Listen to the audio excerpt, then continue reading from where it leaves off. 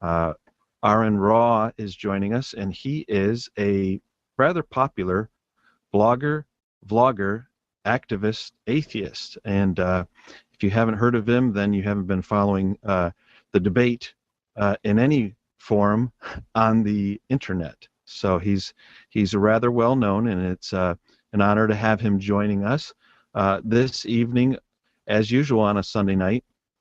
Matt Slick from carm.org is here, and in the in a matter of introduction, I just want to just kind of lay out uh, how this began. I believe Len Pettis contacted Aaron Raw and asked him to come, and he graciously accepted. And the topic tonight will be Christianity in general. And I wanted to kind of prime the conversation. There are other people in the Hangout, but we're going to be silent. Matt Yester is here, and Len Pettis is here, and myself, of course. And we're kind of just going to sit back and listen to Aaron Raw and Matt Slick engage. But to kind of give a little primer for the conversation, Aaron, you just put a video out a couple days ago on your YouTube channel, and I watched it, and you are a very strong atheist. You can correct me if I'm wrong, but from my perspective, you're a very strong atheist, and your latest video was your position on what you know and how you know it, and from a Christian perspective, you're extremely strong atheist because you believe for sure that Jesus Christ never existed, and that Moses never existed, and those are some of your strongest positions. There are others, but just to get us started, could you give us a little bit of review on the presentation that you did on that latest video? It looked like the video started in the middle of a presentation and kind of the video ended before the end of the video, and it is about 35-40 minutes long. But could you kind of just give us an overview of your latest video, and I'm sure that will give us plenty of content to discuss this evening. Oh, thank you. One minor correction. While I am convinced that Moses certainly did not exist, there's still some possibility, I suppose, that Jesus might have, but I'm still evaluating that. It would seem that if there is or if there was a Jesus, at best, he was a composite of multiple different characters. I honestly don't think that if you had a time machine that you would ever be able to find any one person that you would be able to say was the historic Jesus. But if you could find the historic Jesus, then I think at best we would be able to just find him as a faith healer. Really no different than any of the kind of faith healers we have wandering about now. He was just taking advantage of a different type of situation and demographic in that time. But I think probably there was no historic Jesus.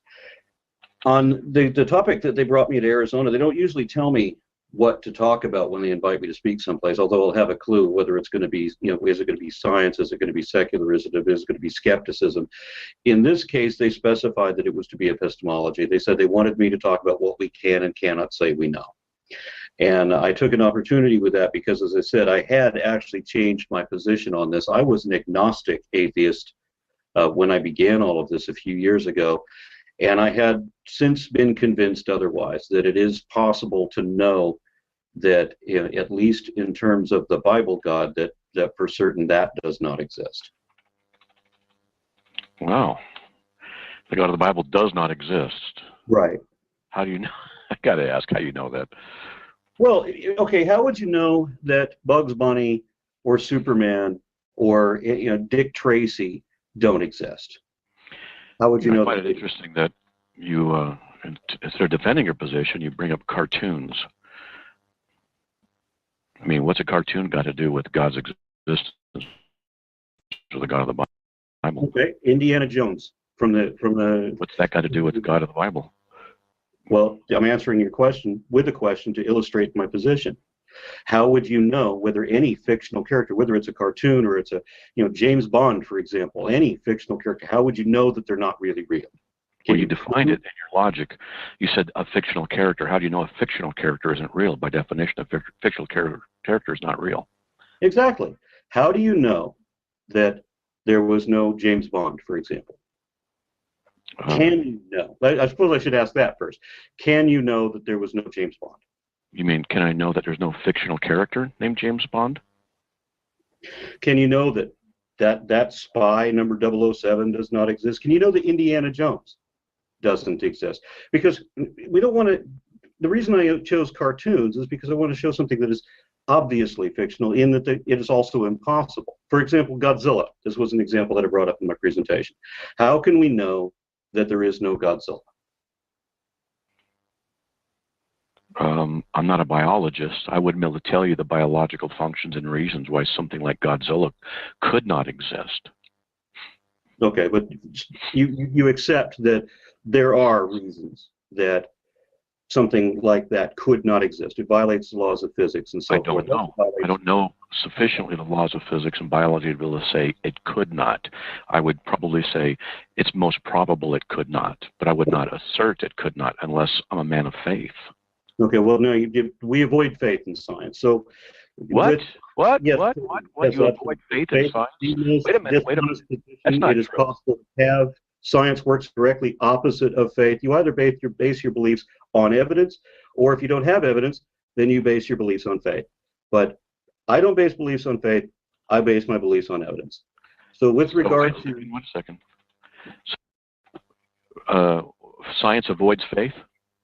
Yeah, it works exactly opposite of faith. Exactly the opposite.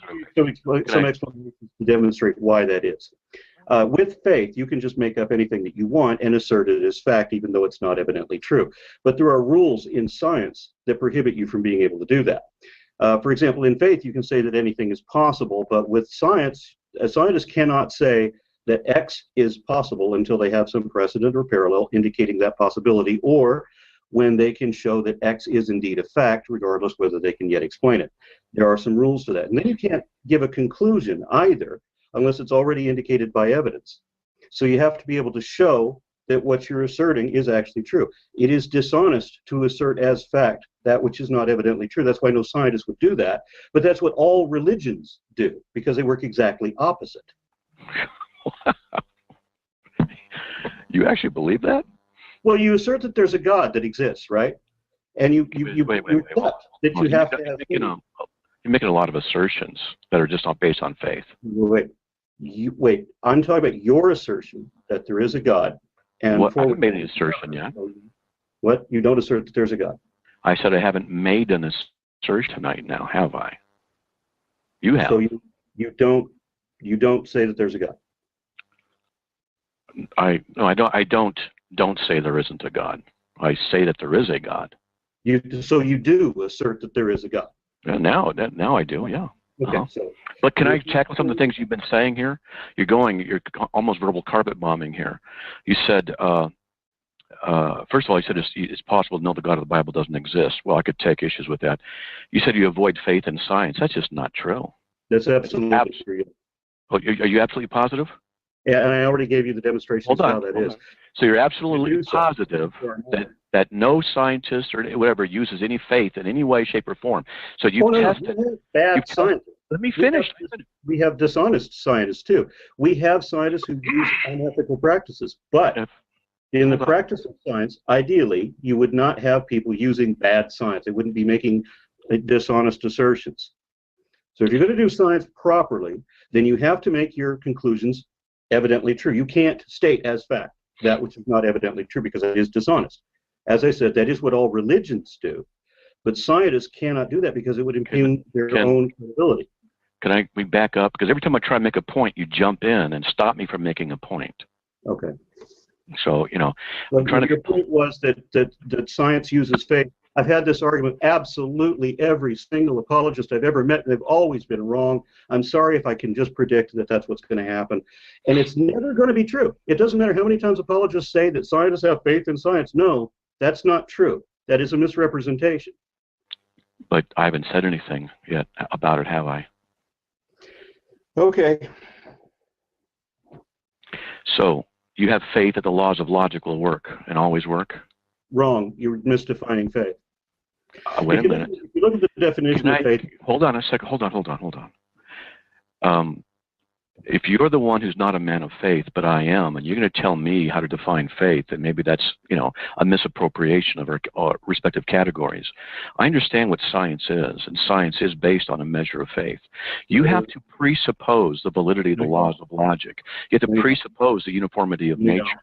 Yes, you do. You cannot use the scientific method to validate either one. And don't tell me you can. You beg the question. You beg the question when you assume the uniformity of nature. You assume its uniformity, and then you base a scientific method on the uniformity. But you cannot test it via the scientific method and establish its truth. You make these faith assertions all the time. That's my point. Faith assertions. I don't ever make faith, because I'm not just an atheist. Wait a minute. You don't ever. You're so self-refuting. You don't ever make faith assertions. That's right. Because I'm not just... That right there is a faith assertion. I'm not just an atheist. I'm also an epistemist. Now, an epistemist is one who rejects faith as being the most dishonest position it is possible to have. And it doesn't matter what source you look at to look it up. If you compare different definitions from scriptural references, from hymns, from sermons of theologians past and present, so forth, you're going to get a consensus definition. There is a second definition that exists only in a dictionary, which is a secure confidence in a person, place, or thing, and the value or the trustworthiness of that thing. But that definition appears only in the dictionary. It doesn't appear in the religious references. In the religious references, faith is a belief that you assume. It's a secure conviction that is assumed without reason and defended against all reason. I don't have that. That's not what faith is. Yeah, I know. And faith also requires apologetics. Science doesn't. Apologetics is making up... Yes, you are. You're doing apologetics right now. Right. Apologetics is a practice devised... Aaron, you are walking contradiction. I'm sorry if you don't understand this, but no, that's of course not the case. Yes, I do understand. You're making lots of logic mistakes. Okay. And you talk so fast, you don't want them disclosed. You're making all these statements. Faith is the most honest... None of it is based on faith. And regardless how fast or slow I say this, science does not rely on faith. Yes, it does. You have faith that the universe is always going to be the same way. Show me how you've tested. Show me how you've tested that the universe will always behave in the same way. I already gave you demonstrations of how science works opposite of faith. Hold on a sec. Aaron, show me how you've tested the universe is always going to act the same way so that you can trust the scientific method all the time. Okay. Then I probably should have started this conversation with a different tack, just to make sure where we are on this. A logical one, please.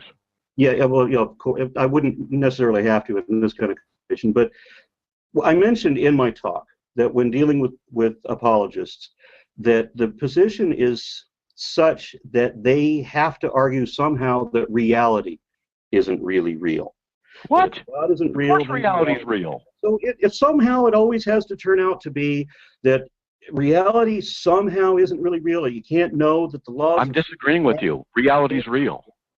Reality is real by definition, correct?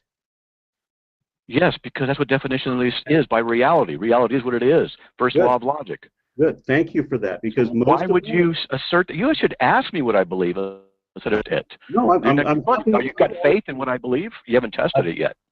But yeah, I have. I watched the debate that you had with Matt Dillahunty, and you did exactly what I was talking about, where you're arguing that reality somehow isn't real. I know you don't understand what my explanation is, and it's probably not any Wait a minute. How do you know I don't understand? Because of the way you're responding. You're expressing how you don't understand. Well, then I can say the same thing. You're not very logical because of the way you're responding. You don't understand really what the issues are of logic and your assertions that are unfounded. I can make the same assertions. Unless you have faith, it's so. I don't have any unfounded assertions. Again, you can either base your position on faith, or you can base your, You beg the question left and right. I didn't beg a question. That's the fact. You either base your position on evidence or you base it on faith. I base mine on evidence. Really? What's the evidence that the laws of logic are true? Okay, again, you're trying to change it away because you've made an indefensible statement and you're now trying to pin it on me. Wait. You're the one who said I'm responding to you. I'm trying to show you that your science is based in a small measure on faith. You have faith that the laws of logic are consistent. You have faith in your to prove that science is in no way based on faith at all. And I have the demonstrations that can't prove that. That's just not true. That's just not true. Yes, don't you understand that? Don't you understand that? Don't you understand that science doesn't base on faith? Yes, I understand that. Do you really? Okay, prove to me the laws of logic are true without using the logic and then begging the question. Go ahead. Because the scientific method based on that. You got to have it. Why change the subject from what it is? I'm sure it's not. You made a statement. Aaron, dude. Respond to what you're saying. RN. I'm trying to show you. But you don't want to give in. Of course I don't want to give in. I can't confess to things that are wrong. So it's logically true what I'm saying. No, yes, it is. What you're saying. Then answer the question. Answer what question? I was answering the question. You have faith the laws of logic are universally true, but you can't test them. You have faith that they are. You assume their validity. The scientific method is based in part on the laws of logic. So tell me how you've used the scientific method to determine the validity of the laws of logic without begging the question. I don't have to beg a question. Faith is a belief that is not based on evidence, that is held independent of evidence. It's an unreasonable conviction that is also defended against all reason, which is why apologetics exists. So you're an epistemist, and you can't answer this basic question on knowledge dealing with I am answering the basic question. You're not. You're self-destructive. I'm not basing any of my perspective on faith. I have evidence. Now, are you absolutely sure? Yes, I'm absolutely sure. I have evidence. Every instance. Every statement you make is always based on evidence. Yeah. Then why did you make assumptions about what I believe and you got it wrong? Because I already watched you in the debate with Matt Dillahunty. So you had faith that I would say a certain thing. Yeah, I did watch you demonstrate that very thing. Wow. Yeah, and I didn't say what you said. So I know what your position is, and I got What's my position? What? What's my position? You're going to try to play a word game wherein, and I know you don't understand this at first, but let me get to it. I don't. Wait a second. Don't insult me, please. Please say, I know you don't understand. Come on, RN. I know you don't understand what real epistemology is. I'm sorry, but I just know you don't understand it. Come on. But I'm talking to a presuppositionalist. And that means you don't know what I am? No. I assume some forms of presuppositionalism and rationalism and evidentialism. Okay, so thank you. If we're going to talk about evidentialism... Your faithful judgment in me was wrong. I don't have a faithful judgment. Yes, you do. You had faith in what I said, and you were wrong. Believe me, I don't have faith in what you say. I can say that for certain. I did watch equivocation. I did watch a little bit of stuff because I needed to find out who you are when I was invited on this. So I did watch a couple of things that you did, and yeah, you were doing exactly what I expected you to do. So what? Be logical? No, that never happens. We're talking about a presupposition. I never was logical. Right, and not in the presentations that I see so far. And especially when you do what I predict. If you've ever watched any of my videos full the way through, you'll probably see that I talk about how creationists and other form of apologists always refer to the lies of equivocation and projection, wherein they want to argue that science is based on faith. Somehow they have to create the illusion of an equal playing field. And they can only do this by asserting that somehow science is religious and that religion is somehow scientific. And so the first step of that is to try to assert or push faith onto those who will not share that label or that practice. And I try to give demonstrations of how we don't. Now, we have evidence that the laws of physics have been constant so far as we can detect up to this point. That's evidence. That's not faith. So you ask me, how do I know? I have the evidence. That's how I know. And so when you make an assertion, you can do this on faith without any evidence, but in science, you have to have evidence first. You can say that something is probably true only if you have evidence indicating that probability. But you can't state anything as fact if it's not evidently true. And in faith, you can. And in faith, you don't have to admit when you're wrong either. You can just go on. So the problem that you've got is your epistemology is a little bit off. I don't think so. You started up the statement with a false statement, and I corrected it. And I can continue to do so. I can continue to give. You can continue to try. doesn't rely on faith, and how science actually works to refute faith. One of the ways is by objective analysis and peer review. So that whatever in a faith-based situation, you would have heresy. You would have people that are supposed to conform to a given belief based on authoritarianism. But with science, you have the opposite. As I said, you have to submit your math, your conclusion. You don't understand Christianity. What? You don't understand what you're criticizing. Christianity is not based on authoritarianism. Criticizing anything. You don't understand that I'm not criticizing anything. I was talking about, well, I'm criticizing faith in general, but it's not Christianity in specific. What I'm talking about also applies to Islam and Hinduism and a number of other religions. If it's faith, then that's the problem. But I'm talking about how a problem? Science works opposite. opposite. Okay, I'm going to prove to you have faith.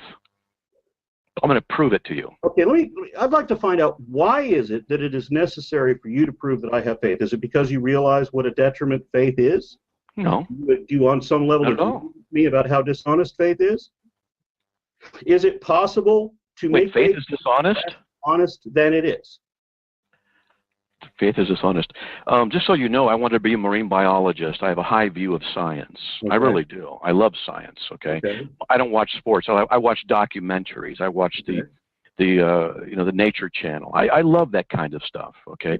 And when people come up to me and say they've had a spiritual experience, maybe they've seen something, what I do is I test alternative options for explanation. When none of those are satisfactory, then I'll consider the spiritual aspect of things. I understand what science is. Okay. It's a method of observation. You develop a hypothesis, Then what you do is you develop a methodology to test your hypothesis. And your hypothesis is either verified, disproven, or it's modified. Eventually, hopefully what happens if you don't discard the hypothesis through repetition, you then develop a theory. A theory is generally accepted to be a suitable explanation until something else comes along that may alter it. That's the scientific method. Theory has a little higher accolade than that. It's essentially correct, but it also refutes what you said in the opening statement about science working as a matter of faith, which clearly it does not, because everything has to be tested. You don't just believe it. And with faith, has to be tested? With faith, there's no way. Faith is a matter of preservation of belief, so there's nothing you would accept to ever prove you wrong. In fact, that's why apologetics exists. How do you test a scientific method? What? How do you test a scientific method to make sure that it's the right way to go things? How do you do it? You assume it. Peer review and objective analysis, yes. No. That's begging the question. Uh-huh. You don't know the logic. You're begging the question. How do you know the scientific method is the right one? Because we have peer reviews who say it's the right one.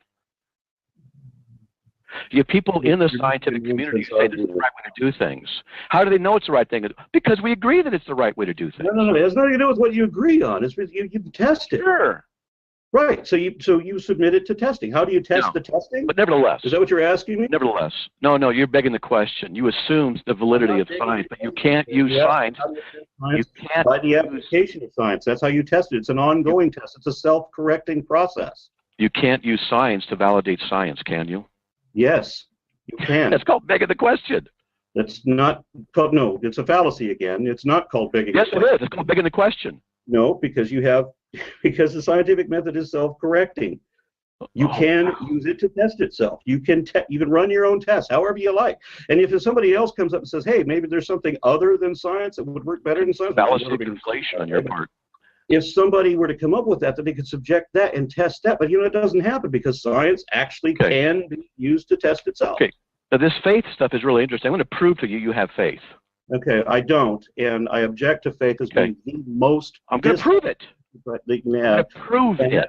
Okay, you're going to play a word game by which you think you can, but no.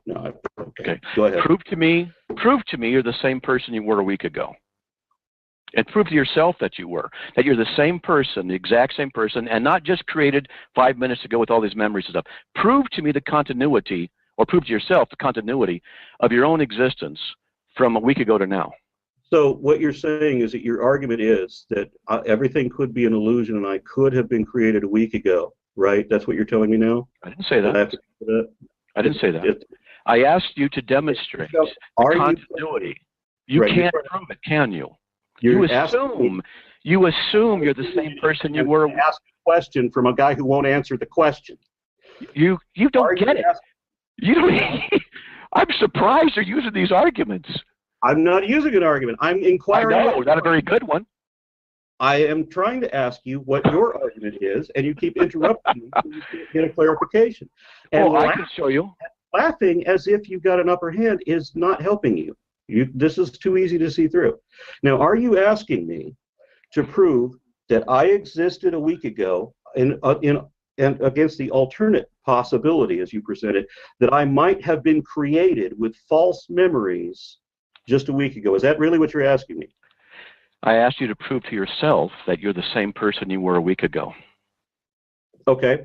And the option is, the alternate possibility that you want me to consider is that, in a sense, reality is not real, that everything is an illusion, that I was created in a series of illusions a week ago. Is that not what you're telling me? No, it says you can't prove What's it. the option then? If I didn't exist a week ago, what's the alternate option that I need to consider? I asked you to prove to yourself that you're the same person you were a week ago. I didn't ask you to prove it to me. I mean, I did, and I corrected it to you. Regardless who I'm proving it to. Regardless who I'm proving it to. I'm trying to show you something. Alternate. Okay, we have the situation where I have evidence that I am the same guy I was a week ago. What's the alternate hypothesis that I need to consider? All right, let me finish my statement. Since you can't prove to yourself. I'll let you finish your statement again, or I'll let you create a new statement. Hold on. Why is an alternative necessary, Aaron? Hold on, let me finish this guy. Okay, well, then you can't finish me. Yes, I can. No, you can't. Yes, I can. I'm going to drill it. You keep interrupting. Okay, I will let you finish again. You can't prove to me or anybody else, including yourself, that you're the same person that you were a week ago. Therefore, you take it on faith. Bingo. No, I can prove it. Bingo. Prove it. In order Prove to, okay, I have to have an alternate possibility to consider. You have to present what it is. No, you tell me what the alternative is. What is it? I don't know. Don't do the Dillahunty fallacy and say there's another option and don't say it. I have identification that shows my age. I can show you any number of documents that show that I own this house.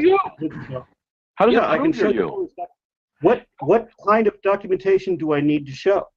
Documentation? Yeah, I didn't ask you. I asked you. You have to prove it to me and prove it to yourself. So you look at your ID, your birth certificate. Does that prove that you're the same person you were back then? So, well, of course it does, unless there's some other possibility. Okay. Hey, let me ask a question for you guys, maybe, because I watched all of Aaron's last video, and in your last video, Aaron, you stated that you didn't know whether or not what you're experiencing is real because you could be part of a dream. You could be. No, I said exactly the opposite of that.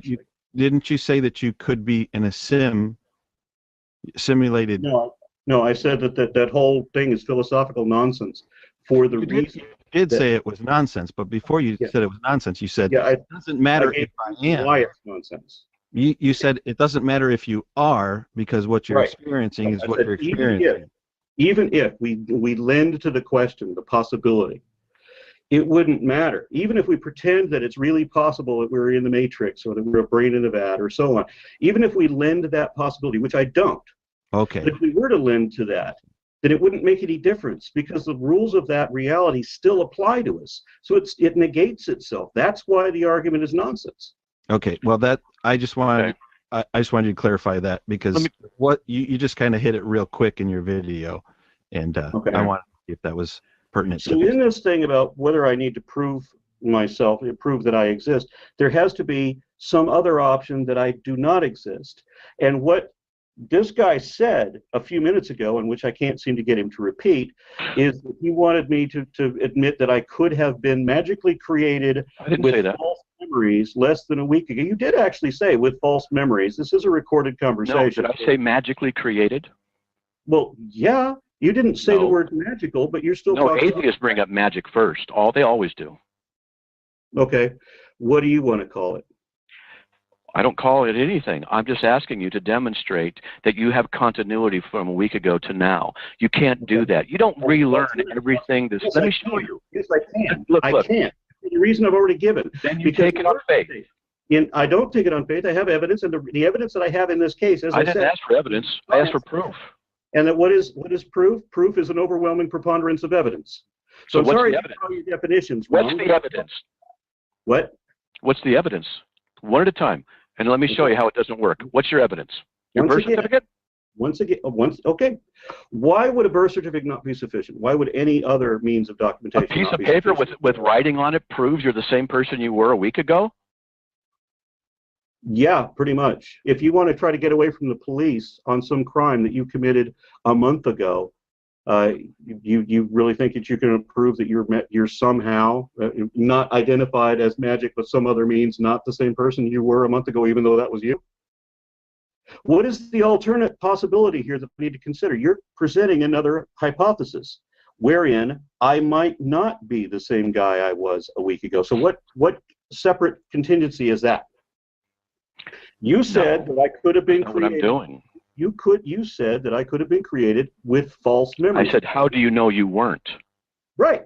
Because one, science has to have a precedent or a parallel to express that some possibility actually exists, or they have to be able to show that X is indeed a fact. We don't have that. We have something that is not possible, which is where you're talking about that my whole past life is an illusion, and that somehow, as I said earlier, reality isn't real. That is, in fact, I didn't say that's what I was saying.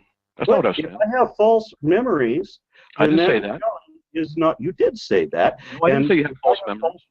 If I have false memories, as you said earlier, I didn't say you have false memories. Okay, recorded conversation. We'll just go back. I said, look, I do this a lot. How do you know that you're the same person? How do you know you were not created with these false memories? I didn't say you had false memories. I said, how do you know you weren't created that way? You can't prove. Now, let me finish. You don't get up. It's an easy question. Because it's not possible for me to have been created with false memories. All right, you have faith in that, or you prove it is true? We have evidence for that. I don't have faith in anything. You don't have faith in anything. The most dishonest position it is possible. So you have faith that you're always right? I don't need faith, and I don't have faith. Faith would be a belief that is not based on evidence. Believe me, I have evidence of being right. Okay. Well, we're arguing in circles. You're arguing absurdity. Why don't we go to something else? Why don't you pick something? Absurdity. No, you are arguing absurdity. You opened up the statement by saying the same thing all the apologists say, that science has faith, and then you want me to believe that reality isn't real. And Science can't have faith. Science is a methodology. Right, science is a methodology because it doesn't have faith. I didn't say science has faith. Yes, you did. You said scientists have faith. You said science has faith. Wait a minute. Science or scientists? You said both. You said science was an expression of faith. Science is based, the methodology is based on assumptions, I said. Who makes assumptions? It doesn't base it on assumptions. There are some rules applied, and we do follow those. And as I said, one of those rules is that you can't express something as being possible that hasn't been indicated to be possible. You have to have something that indicates that possibility. So when you want to talk about how I might have false memories and have been artificially created a week ago, you have to give that kind of possibility, or it's not possible. So therein, I can show whatever documentation would be otherwise necessary, and I can prove that I'm the same person I was a week ago. If you have to express the possibility that I'm not. You don't understand the philosophy of the argument. Otherwise, you wouldn't be saying what you're saying. And I know that you have to smile confidently and wave your hand and say, you don't understand, you silly man. But I do, and I've watched your discussions, and it's sad. And I'm not going to laugh, and I'm not going to wave my hands, I'm not going to pretend the arrogance that you have to for your show. But that is the fact of it. Your position is so weak that, as I predicted and as I said on stage, you have to first attack reality itself. How do you know that the laws of physics won't change 5 seconds from now? How do you know that you were the same person? God is a necessary preconditions for the intelligibility and consistency of the universe. You don't know. Have you ever read the problem of induction? You ever studied the problem of induction? What did you just say about God? God is the necessary preconditions for all of this intelligibility. I can say the reason the universe is... Okay, the reason... You did just make an assertion about God, which has no evidence behind it. All about God have no evidence behind it. How do you know? How do I know? I've been doing this for 20 years. This is okay, what kind of evidence would you look for God? What kind of evidence might you think? Well, a certain consistency that we don't have. I would expect virtually everything in reality to be very different if there was a God. For one thing, we wouldn't require faith to believe in a God. God wouldn't require faith to begin with. There would be some consistency behind the religion. You wouldn't be judged on whether or not you believe, because if you're going to be judging people on whether they believe, then you're all over the place. a poor salesman trying to sell nothing for something at a high price. Okay. What kind of evidence would you expect from a transcendent being? That depends. What's it trying to transcend?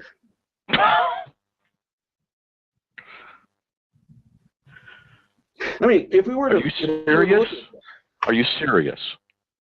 Absolutely, yes. What is it trying What's to it transcend? trying to transcend? Do you have any idea what the Christian God is? Yeah, certainly. Okay, define for me what the Christian God is. The Christian God is a magical anthropomorphic immortal that, following the definition of all deities, has human characteristics, miraculous powers, and the ability to survive the death of its own body. It's an adaptation of the Jewish God, which is an adaptation on earlier polytheist mythos.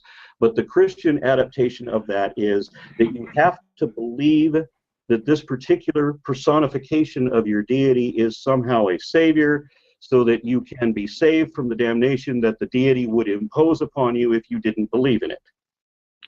Boy, do you not understand biblical theology. I know that you're going to pretend that I don't, but I nailed it. I don't have to pretend anything. I have a Master's of Divinity from Westminster Theological Seminary. I'm qualified to tell you theologically what the Christian faith is, what the Christian God is, and I'm going to just tell you, you don't know what you're talking about here. Okay, so which part of it wrong? Basically all of it. First, Okay, starting with the word magical. Magical? A magical, immortal. Let me tell you who God is. Magical certainly works because it has the same definition as does miracle, right?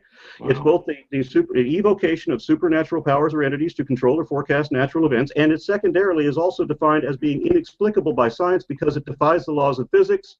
Am I on the right track here? Is that what a miracle is? No, you're not on the right track at all. Okay, then show me why all of the consensus of every definitional source is wrong and you are right. How is a miracle not related to magic?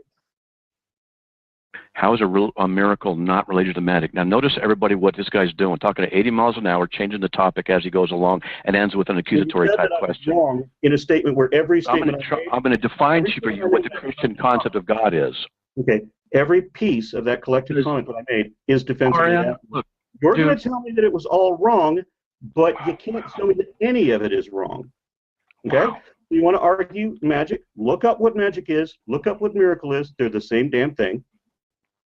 So that part's right. So now let's talk about human characteristics, intelligence. Okay, can we get back on you? I mean, seriously. I mean, I could say some real interesting things about your. Can you show me anything about my? Let me finish for a stinking second. Just one thing. Since you said the entire statement that I made was wrong about the Christian God, and in fact, every individual piece of everything that I said was completely right, can you show me anything that I said that was actually wrong with regard to the Christian God? Well, this is what you do, Aaron. Make a single statement, not a multifaceted statement at 80 miles an hour for 3 minutes, and then say, now what part of that's wrong?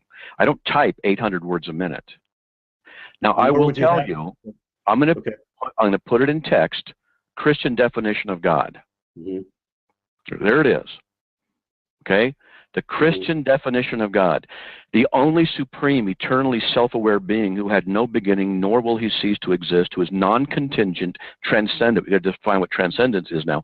Immutable, and of whom no greater being exists. His attributes include holiness, omniscience, omnisapience, that's all wisdom, omnipotence, omnipresence, logic, righteousness, mercy, grace, etc. He's revealed to us with the person of Jesus Christ. That's the Christian position. I'm not arguing anything else. Right, and that's now transcendence means that God is non-dependent upon the universe in space and time, and he's not restricted by space and time. That's what it means. He transcends the universe. So, if God is transcendent, how do you as a scientist develop a test for a transcendent being that automatically can't be found in a scientific method? Once again, if you and I were describing a movie or a book or a person or an animal or anything else, we might give different definitions or different descriptions of the same thing. And my description of the Christian God, though it's not phrased the way you would word it, is still correct. It's not an issue of phraseology. Dare I say I'm quite qualified to be able to defend the Christian faith, as I've been doing it since 1980. I got a Master's of Divinity. You want me to show you the picture of my MDiv up here? I got a website that gets 2 million page views a month. I've been doing radio for 9 years. I write books. I know what Christian theology is. You got it wrong. Okay. I just say, all you got to do is say, look, yeah, you know, I could work on my definition. Okay, fine. No, I was correct. There's not a single aspect of what I said that you could show is wrong. So how do you develop a test for a transcendent being? That depends. What's it trying to transcend? It doesn't try and transcend anything. It's so ridiculous. I could just see God outside the universe. Okay, transcend. Ready? I'm trying to transcend. What transcend means and the different applications of it? He's transcendent by his nature. He doesn't have to try to do anything if he's transcendent by nature. Transcending what? I just told you. The universe, space, and time. He's not dependent upon it. Okay. So God doesn't have to act within his own nature. His nature is transcendence. Okay, so he can transcend his own nature. Are you serious? Well, you did just tell me that his nature is transcendence. That would require that he can transcend his own nature, doesn't it? Wow. Okay. Wow. Can he not transcend his nature? Not transcendence. That's a logical, self-contradictory statement you're saying. What does transcendence mean? What is he transcending? I defined it for you 3 times already. You said transcendence is transcendence. His nature is transcendence. That's not defined. I said he does not depend upon the universe for his existence. He's not restricted by space and time, hence his transcendence. Okay. That's what it is. Then you say, can he transcend himself? Well, you said his nature was transcendence. It was a contradictory statement. I only showed you that it was a contradictory statement. So you make a statement about God, saying that he's omniscient and omnipotent and all of these things. He's bigger than big and stronger than strong, and he's grander in every dimension one can exaggerate. But you're making these statements without any evidence to back it up. There's no indication that this thing is even real. So what we have is 2 different perspectives looking both at the same thing. I have no evidence, huh? I'm looking at... There is no evidence for God's existence? Exactly. Have you tested all potential evidences? Has anyone presented an evidence that could bear any testing? Do you have any? I asked you. I already have a way to prove God exists, but I asked you, according to your own criteria, for the evidence of a transcendent being. You don't even know. If you have a way of proving that God exists, why have you always failed to do so? Why is there still within persuasion? Why is there still a faith-based belief required in every religion in the world if you've proven that God exists? I don't care about every religion in the world. I care about Christianity. Do you understand that I mean, relativity, Einstein's relativity, you remember how that was proven? Do you remember? No, I don't remember how it was proven. Well, it happened before you were born, so it's all right. But I mean, how do you think I am? In the study, well, I don't think you were around in 1931, but anyway, I understand that you I probably shouldn't have said remember, but maybe in remembering in your studies, there was a way to prove relativity during a my IQ and training are not high enough for me able to look at the proof and understand it. But I have faith that the proof is valid. Do you have faith that the proof is valid also, or have you tested it? Because faith would be a belief that is not based on evidence. My belief is based on evidence. It is therefore not faith. But there was a way to prove. So you have faith, the evidence is correct.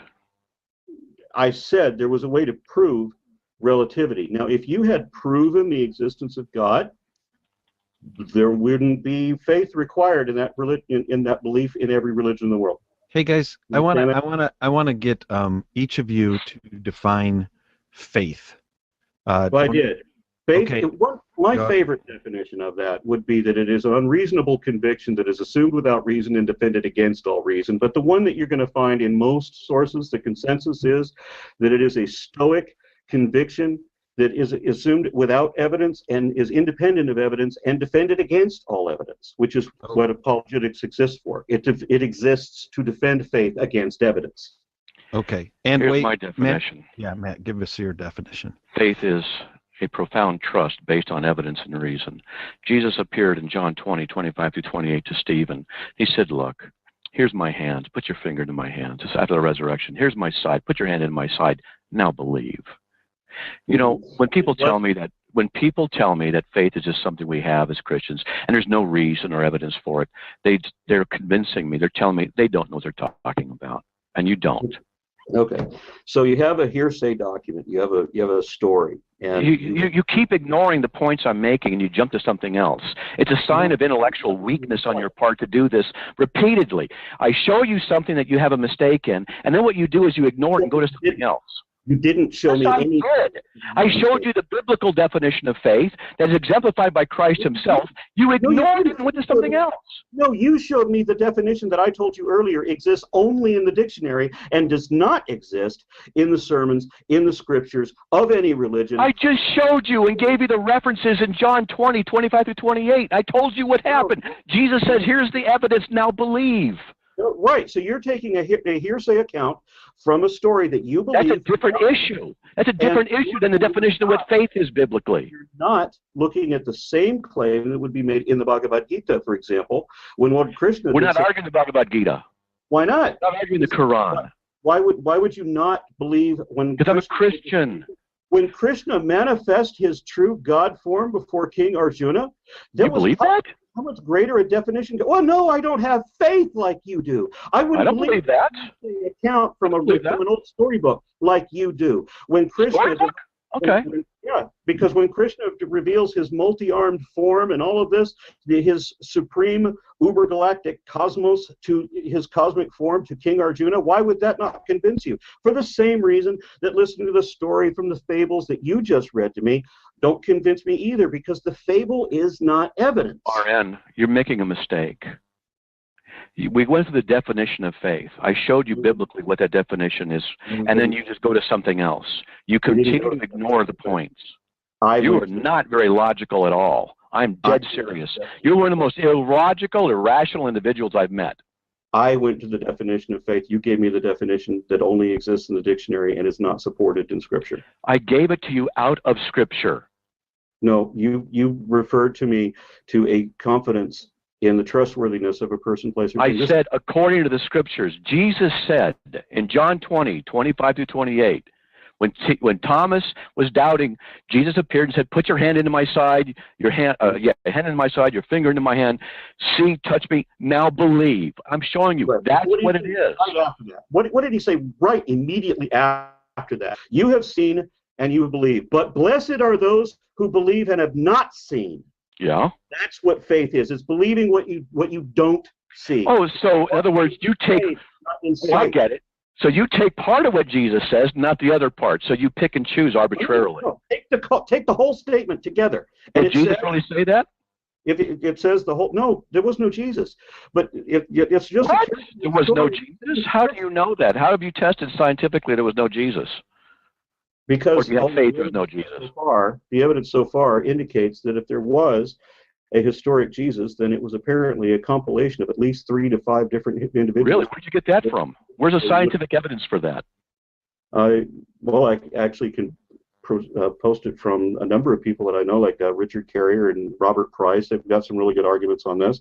I've uploaded some of their videos. And I've debated Robert Price informally, and I found him to be sincere and misguided in some of his arguments and uninformed. I mean, you say a whole bunch of things that are just flat out wrong. Like you said Jesus didn't exist. How do you know? Lies on faith. That was a completely wrong statement. Prove? No, it's not, because it's a biblical statement that I showed you from the Christian perspective, which is what I'm arguing. And then you say I'm not right about the issue of the Scriptures. Then you quote Jesus, who you say didn't even exist, to argue against a position. I also quoted Krishna, who doesn't exist, because they're characters in storybooks. Now, how do you know Jesus never existed? Have you tested it scientifically? If you remember at the beginning of this, I said that I don't yet know if Jesus existed, but that if he did, and it's not likely that he did, because the evidence that I have seen indicates that he was made up as an astral sort of a character and then was given a history posthumously, or after the fact, as it were. Moses, on the other hand, definitely didn't exist, no question there. I said, how do you know Moses didn't exist? Where's your scientific evidence that he didn't exist?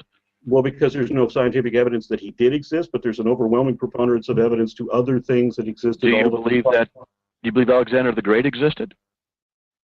There are a number of historical characters. Do you believe Alexander the Great existed. Investigated Alexander the Great, but I have investigated Hypatia, and I was upset to find that there's insufficient data for her to verify that she actually existed, which is a sad thing. I would really like to believe that there was a Hypatia, but everything that I've been able to find for her basically tracks down to one document, and it's not a historic document. It's something that could easily be just a story. And if that's all I've got, then that's not enough. Are historical figures this proper subject of scientific methodology in order to validate their existence? History operates a little bit different than mainstream science, but you still have evidence, you still have concordance with different events in history. What's the evidence for the existence of Alexander the Great? Again, I haven't studied Alexander the Great. Would you like to ask me about Hypatia?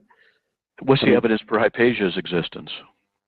The evidence for Hypatia's existence is, as I said, a single document that has been many times quoted, and it had been quoted by historians, but when you trace down what the historians are actually referencing, it comes down to one document that is not a historical document in itself. Okay. It's a document that might have been talking about a real person. Do you believe he existed? Do I believe who existed? Hypatia. Hypatia's a woman. Okay. Do you believe she existed? I don't know, because I don't have any evidence to be conclusive. What would be the evidence to be conclusive? I would need something to corroborate that one document. Like or what? A historical record, perhaps. Like what? Well, as I said, the document that everybody traces is not in itself a historical record. It's a story. And the story might or might not have been fictitious. So you bring up what? So you bring up a possible fictitious character that you can't validate in order to substantiate your argument about Jesus not being existing. I'm saying that Jesus is not the only person in history for which we don't know if he actually existed or not. There are others. No, you said he didn't, or you said Moses did not exist. Right, Moses definitely didn't. Jesus probably didn't. And how do you know Moses did not exist? Well, there's every aspect of Moses was stolen from another culture. How do you know that? Well, because I read. Okay, when Moses' childhood, for example, was taken from Sargon. Sargon is somebody we can verify. He doesn't just exist in the Bible. He also exists in the Sumerian king list and other documents too. And the story for Sargon way predates the times given for Moses. We don't even know what the times are for Moses, just sometime in the 2nd century BC, preferably the latter half of the 2nd century BC, but nobody knows because nothing matches up for his history. There's no evidence that any 2 million Jews were ever in a country that was occupied by only 3.5 million Egyptians at the time. There's no evidence for this. Everything about the story doesn't make any sense, and it was obviously stolen from other cultures. There's no reason to go from Canaan. You don't have to cross the Red Sea. That part of the story is fictitious. It's only 130 miles away. Do you realize that if they were to do a single file line, walking 2 miles a day, 20 miles a day, it would take only a week to get there, but with God's help, you could be lost in the desert for 40 years. If you started as a single file line, that line of 2 million Hebrews would stretch 2,000 kilometers, way more than the 130 miles they need to go, and nobody would have to cross the Red Sea to get there. But if they did, then why would you have to have Moses' birth story stolen from Sargon, and then his parting of the Red Sea stolen from Senefru and his maid? How do you know they were stolen? Were you back there? Did you see it happen? Or you have faith that it was? Because he's... Well, you're a man of great faith. No faith whatsoever. You're a man of great faith. No faith whatsoever. But think about this. You have great faith in your ability to think. I have no faith whatsoever, and it doesn't matter how many times you make a false accusation, it will still be false. So when you have in the same culture, this is Egypt we're talking about, we had Moses parting the Red Sea to get out all these Hebrews, but in the same area, 1,000 years earlier, we already had the same story attributed to another guy. How do you know that? What? How do you know that? Because it's in the Westcar Papyrus. So that's a scientific document? Has it been peer-reviewed? It's not a scientific document, but it dates to prior to any time given for Moses. I thought science was how you had to go. That wasn't peer-reviewed. Yeah, it was, because they have to do the Who dating. peer-reviewed the ancient document back then? When they find the tablets, they can date the tablets, and they can do a concordance with the other histories and documents of the time. Yeah, the scientific method. How do you know that those are accurately recorded documents? You have faith that they are? No, because faith was No? belief. So they're not. You're just evidence. Not based on So not you based have a on- document. You just assume it's written back then and represents. I have evidence to imply this because this is also peer-reviewed, which means we don't just take one person's word for it. It ends up being tested and correlated, and other people are open to peer review forever. That's not like there's ever a time that it's closed. That's why there's a Moses Jesus mythicist issue right now, is because it's constantly under peer review, and we're finding, you know what, these things aren't checking out. So everything that's attributed to Moses, and I mean everything, was taken from somebody else. Like, look at how he gets the Ten Commandments, for example, which Christians don't even know what the Ten Commandments are. This is so disturbing. And then Moses actually is adapting this story from another story from at least 500 years earlier, if you take the date that he's supposed to be with Ramses, which of course that doesn't match up. But if Moses is taking the Ten Commandments from God, then why is it an adaptation of a story that had already taken place and which can be historically verified to have happened with Hammurabi around 1750 BC? Have you done the scientific tests on all that stuff that you're talking about? You just believe what the people say on faith? Well, I don't believe anything on faith, and it doesn't matter how many times you say that, it's still going to be wrong. You can say it forever, you're always going to be wrong. You have faith in their integrity, don't you? No, I don't have faith in anything. That would be a belief that is not based on evidence, and as I'm demonstrating, so you have you not only have no evidence, but you have to push your own faults onto opponents who will not share those flaws. No, you don't. Hey, let me chime in here. Yes, it is. I don't know how else I can help you. Let me slow down. You are the most illogical atheist I've ever encountered. Wait. You beg the question, make so many logical mistakes. I'm serious, RN, and all the ones I've encountered, I have not met anybody who's made as many goofs and mistakes and self-reputations as you have. It's amazing. Guys, let me chime in. I want to ask a question. Okay. Jeez. Aaron, wait. Okay. Let's all calm down. This is a great conversation. Very spicy. No, it isn't. That's a sad thing. And right. I knew it was going to be like Aaron, let me ask you a question. Okay. On everything that you've cited, okay, because you haven't done the test yourself, are you not putting faith into those documents that you have read, that the people who put forth those arguments actually did the tests that you're relying upon? Are you not placing your faith in saying, I believe that they're telling the honest truth from the tests that they did? Now, you didn't do the tests. I am actually doing those tests. You've done all the tests, all the evidence. I do my own. Okay, but some of the arguments that you're putting forward, do you not have to trust that, though, or do you not have to? You understand? Trust is not faith, and confidence is not faith. Do you not have to put your faith? Do you not have to put your faith in the integrity of the people that are putting forth those arguments? You have to put faith in them. I don't have faith because faith would be a belief that is not based on evidence. It's not putting faith in. I do my own research. Putting forth honest evidence. They're not making it up. I do my own research to confirm things. On everything that you have argued tonight, there's all of it. You've done tests on all of it. You're not putting any faith in. So far, yes, that would be an accurate statement. Everything that you've stated this evening, you have tested yourself. Yes. That's insane. Well, it's not really. If you look at the video that I just did where I interviewed tested Murdoch. Everything that you said, you've tested. Yes. And I can prove that. You've tested the integrity of the people who reported the evidence. Yes. And I can demonstrate that. How do you test their integrity? Did you call them up? I'm trying to explain that to you right now. I was trying to explain that to you. I was trying to answer the question when you interrupted it to ask the question.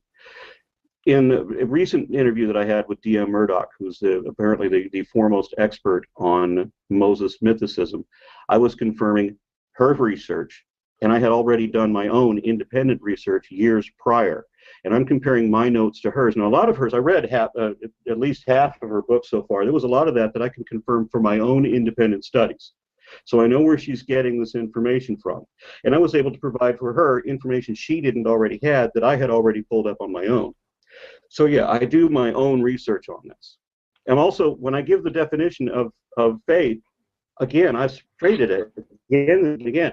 Confidence is not faith. I have confidence because I have evidence, and because it has consistently borne out, and because in every discussion, the religious side always collapses. There's never anything that they can actually show to be correct. I normally concentrate on arguing with creationists, and so it's really easy there to show that there's absolutely nothing that they can say that is actually right, but that I can show several things that are actually factual about evolution. So I know what the probabilities are. I have the evidence to back me up, and I do my own research on that. You know, I brought this up 100 times, well, not 100 times, I'm exaggerating, that you don't test every single thing. I've been talking about with you for about an hour. You don't test everything. And Bible thumping Wingnut is getting out there and he's saying it the same thing. You have faith in certain things. You're ridiculously self-refuting. He said, I'm not self-refuting anything. He did say that he asked me to clarify if everything I've said up to this point had been verified by myself. And yes, everything that I had stated up to this point, I have actually verified myself. So that is so you have verified the integrity, the methodology, and everything of all the people involved in all this research. Have I done all of the research on all of the people? No. I missed somebody. That means I haven't done anything. You assume that they're going to be honest. I don't have to, because I can verify on my own independent research aligns. And simultaneously, because I can show where the scientific aspect, where the historians and the scientists and everything, they all have an account that lines up with my own research, and everything that I studied all lines up. And then we have the apologists with nonsense that is unprecedented and unparalleled and impossible. What nonsense? But which is asserted without any evidence and never. I'm an apologist. What nonsense? Okay. You just said that God is bigger than big and stronger than strong, and I didn't say that. Exceeds every dimension we can exaggerate, but you don't have the evidence to back that up. I didn't say that. He was omniscient and that he was omnipotent. Yes, he did. Yes, you did. And when we talk about the issue of evidence, I asked you, what kind of evidence would you expect from a transcendent being? And since you won't investigate what transcendent means, and will just pretend that I don't know. I did. I defined you. This is the fourth or fifth time I'm telling you what transcendence is. It is God is not dependent upon the physical universe. He's not dependent upon space and time for his existence. He transcends them. He's not limited and restricted to them. That's about the fourth or the fifth time I'm telling you what it is, and you keep telling me I don't tell you what it is. So I'm still correct then that you said he's bigger than big and stronger than strong and exceeds every dimension one can exaggerate. I never said any of that. But you did just exactly say all of that just now. I just said he's bigger than big and stronger than strong. Smarter than smart, omniscient, exceeds every dimension. He transcends. To say he's bigger than big is a nonsensical. Look, to say he's bigger than big is a nonsensical statement. Pretend I used the words that you used because they made the same thing. Pretend? Yeah, because that's what it is. Bigger than big, stronger than strong. He's bigger than the universe and is in unlimited power. They mean exactly the same thing. I never said he was unlimited power. You did say he was omnipotent, right? Omnipotent. You don't understand Christian theology. You do not understand what you criticize. Do I understand the word omnipotent? Define it for me. All powerful, unlimited power, right? Nope. Doesn't mean unlimited power. Okay. Well, even though want to know what it means? Yeah, please. Even though other definitions you've gotten so far have been demonstrably wrong, I'll go ahead and let you define this. Well, am I qualified enough, do you think, to define Christian theology? Oh yeah, you can define Christian theology. Do you think I'm good enough to explain it, knowledgeable enough, degreed enough to explain Christian theology since I've been teaching it since 1980? Well, I got to contest one little thing about that. Is it... You didn't answer the question. No, I am answering the question. This is my answer that you're interrupting to ask the question again. Wow. Since there is no aspect of either Christian theology or any other religion that anyone can actually show to be correct, then it doesn't really make any difference what anyone's degrees are. Because you can have people with PhD degrees who disagree with each other, and there's no way to verify which one is correct. So there's no aspect of any of my religious faith that can be demonstrated as being true? Oh, if it were real, it could be. Yes. Okay, so But then it would be faith. let me test that. I am a Christian. You said there's nothing in my faith that can be shown to be true. Well, Right. I have faith that Jesus lived. My faith is that Jesus did live. That is an aspect of my faith.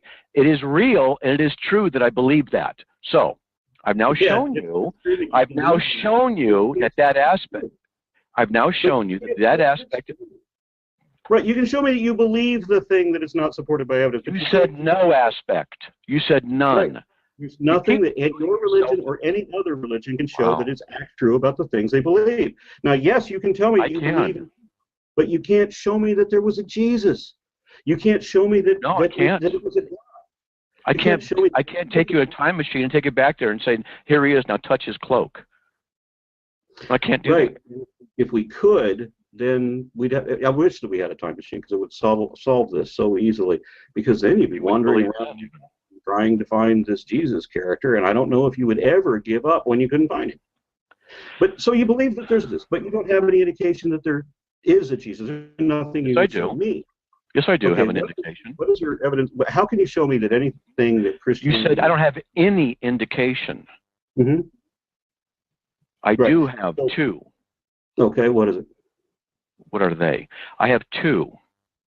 Okay. One is, and I do not offer this as proof to you, but you said any indication. All right. Well, I did ask for you to show some aspect of Christian theology that is actually I did. true.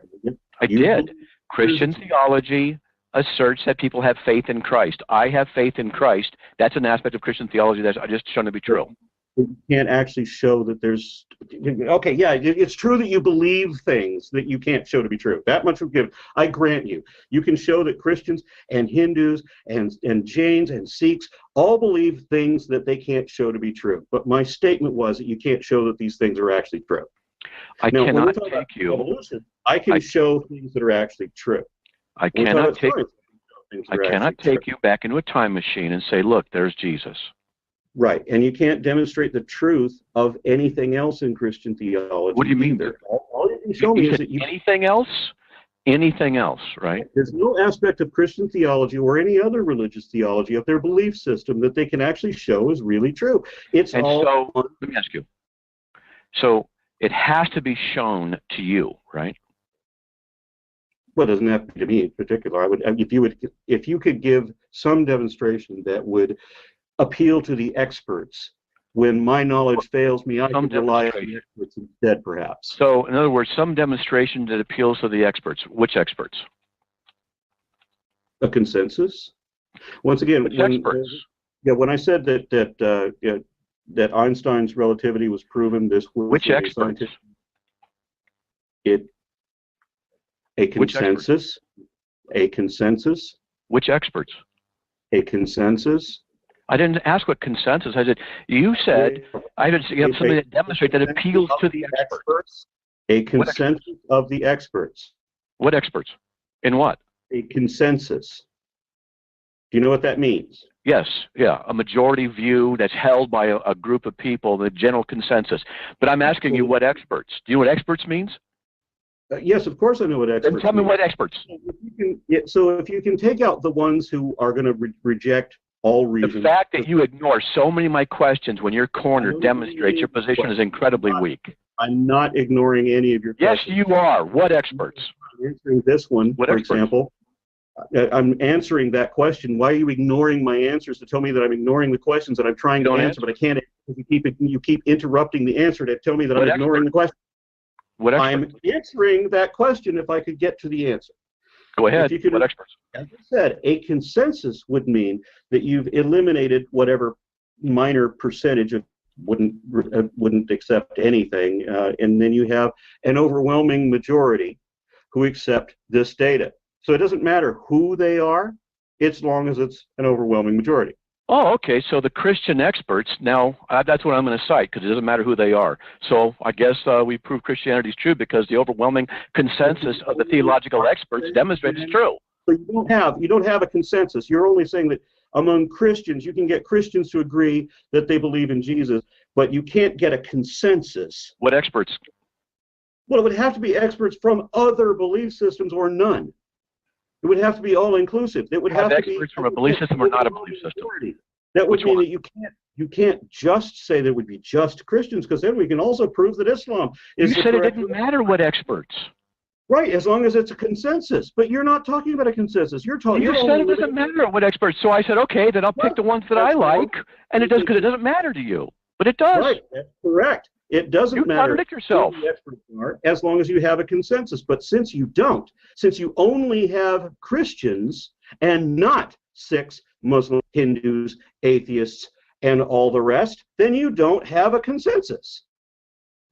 You said it doesn't You're matter what kind of experts. I just go with what you said. So which experts? Give me a couple names, a couple fields. Again, I can't give you a couple of names if you're going to talk about an Anthropology? overwhelming majority. Anthropology, philosophy, theology, Majority. An medicine. overwhelming majority. And that would mean you can't just have Christians say, yeah, we believe there's Have you ever heard of a fallacy called argumentum ad populum? Again, if we're talking about a consensus on scientific examination, then this is going to mean that there's going to be some people who don't accept reason at all, who are not going to be good scientists, or for whatever reason abstain from the norm. But everyone else would be convinced. So we can get a consensus where we have an overwhelming majority who all say that, yes, this was compelling evidence for me. This conclusively proves the situation, because there's only 44 guys out of 44 million that don't accept this. Okay. So yeah, that would be a consensus. When everyone agrees. So you said that you proved that God exists, and yet the entire world is still questioning: is there a God? You want me to try with you right now? Had you proved that God exists, Yes. then this wouldn't be a matter of faith I anymore. can prove it. Okay. You want to try? Okay. I've only done this 1,000 times, and every attempt has failed. But go ahead. You want? Okay. Let me try this. Okay, Bible thumping. All right. Let me try this with him. Let's see how far we go And let before me clarify something. If he's going to prove that God exists, Nobel Prize to this guy, because he's going to render faith as no longer a necessity for religion. He might even define what it means to be a Christian, so that everybody knows it's the Christian God and not just any God. So we no longer have Hindus or Muslims. Everyone will say, hey, this guy gets the Nobel Prize because he proved God exists and he proved which one it was. I, however, suspect that you're going to play the word game. You're going to try to argue that we can't really know if we're real, or we can't really know if we're sane, that somehow reality isn't real, and that science is just as much faith as religion is, and all of these kinds of word games. And then you ultimately won't prove anything. And that a month from now, this will still be a matter of faith for all religious people around the world. I didn't know you believed in mind reading and prediction. I don't. So you have faith, that's what I'm going to say. I obviously don't have faith in anything, since that is the most dishonest position it's possible to have, and you are demonstrating that by repeating it so often. Okay. You ready? Of course. Okay. So if you only have 2 options to account for something and one is negated, the other one's validated, is that not logically true? No. So you don't affirm a disjunctive syllogism? No, if you were only aware of 2 options, you may not have considered. I didn't say only aware. I said if there are only 2. Then you may not be aware of a third. That's called the Dillahunty fallacy. Look, God, It's not called a not fallacy God. at all. We have two options. God, Mhm. not God. Is there a third option? No, in that case, no. There's not. Okay, so we have 2 options to work There's from. either going to be a universe that exists the way it evidently is, or there's going to be the one you suggest, which is exactly the same, but with the Can I finish? superfluous element added to it. Okay, so we have God or we don't have God. There's no third option, correct? I grant that, yeah. Okay, so we only have 2 possible explanatory views, right? Except one is not explanatory. We only have 2 explanatory views, right? We don't God, have- not God. God is not an explanatory view. I'm sorry? God is not an explanatory view. Okay, we only have 2 positions and worldviews from which we can draw conclusions and make observations and then hypothesize explanatory things. So either We one, have or, only one that works, and then we have the God one. We Oh. can't make the hypotheses and such from the God okay. thing. So, That's really? not okay, so we have explanation. the laws of logic. The laws of logic which undergird rational thought. So they're rational by nature, they're thought by nature because they're laws or abstractions. So how do you as an atheist account for their universality, their transcendent existence, which is not dependent upon the universe, not dependent upon human mind? How do you account for their existence from your atheistic perspective? Would you agree that in a universe that is completely dead, that two rocks are still, if you 2 rocks plus 2 rocks, still going to be 4 rocks? What you're doing is you are asserting a logical value right now about another condition. You're assuming the laws of logic. I'm asking you to account for them from your atheistic perspective. So if there is a universe in which there is no God, then 2 plus 2 still equals 2. If there is no God, there is no universe. God's a necessary precondition. I'm trying to ask you to do something, and what you do is you dodge it. You can't. I didn't dodge anything. You're dodging because we have. You're dodging. How do you explain it from an atheistic universe? We either have the universe that works according to the processes as are evident, or we have the exact same universe which you depict, which also has the superfluous element added to it. Now, in the one that doesn't have. Where do the laws of logic come from? Where do the laws of logic come to? There are something like with the laws, like with the scientific laws, they are things that we can derive. They are actual fact, and then we can determine them. So you presuppose the laws of logic in order to observe things and make conclusions. I don't presuppose anything. None of the laws are. So you tested the laws of logic? I could test laws of logic, but that's not. How would you test the laws of logic? I don't know. Why are you changing the subject? You said you could. I'm asking you, how would you test them? I asked you a question which you have then touched to dodge while telling me that I'm dodging the question that you're dodging. You're the master dodger. I'm not dodging anything. I'm asking you. I asked you a specific question. I asked you a specific question which you dodged. In a universe in which there is no God, it's 2 plus 2. I can't affirm that position. Why not? Because I don't believe it's possible. Why not? Because I don't believe it's possible. It's another topic. And part of the answer lies in this question, in this thing. Do we agree that we have 2 different positions here? We either have the universe as it is, in which there is no God, or we have the universe that you suggest, in which there is this ghostly figure added to it. Right. This is the position you you're are arguing. just begging the question left and right, and you're asking God. You assume your naturalism. That you're dodging. Oh, brother, look, you know what? You make so many assumptions. You assume there is no God. I'm not assuming anything. Yes, Why do you keep asserting these things on me that aren't true? That's what you do. I asked the question. You dodged the questions. You accused I don't dodge anything. You assume the question. You're in fact doing. You beg the question. You assume there is no God. I said, here, do you agree that we have these 2 positions? I'm arguing for a universe in which there is no God and everything works according to the principles and properties and processes that we can see evident. Or we have your perspective in which there is this God added to it. Now, in either universe, 2 plus 2 equals 4, right? How do you know? I'm asking you a question. I'm asking you how you know. No, because the universe can't exist without God, and that God is a necessary precondition for the universe. You're making an assumption without any evidence at all, and without any justification. I don't have any evidence. What is your evidence that you can't? I'm trying to show it to you, but you keep dodging. Okay. I never dodge anything. So since you have nothing, and I'm gonna ask you again.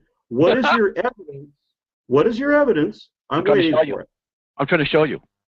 Great. What evidence for God to show? Okay. So you know. Try it out here. Okay, let's try it again. This shouldn't be that difficult. Yeah, it shouldn't be, but you're obstinate. Now, give me the evidence that I keep having to ask for and which you keep failing to produce. Okay, I'm trying to show you, but you do not want to have anything shown to you contrary to what you assume by faith. Wrong. That's your position because I don't have faith. That's a false statement. Yes, you do. You're a faithful man. Faith is a belief that is not dependent on evidence. I have evidence for what I believe. Part of the evidence is that the apologists, all of the apologists I've ever talked to, have failed to provide anything. It has nothing to do with I want to. Because you don't shut up long enough or let them talk. Apologetics, because it is about what you. You don't let them talk long enough.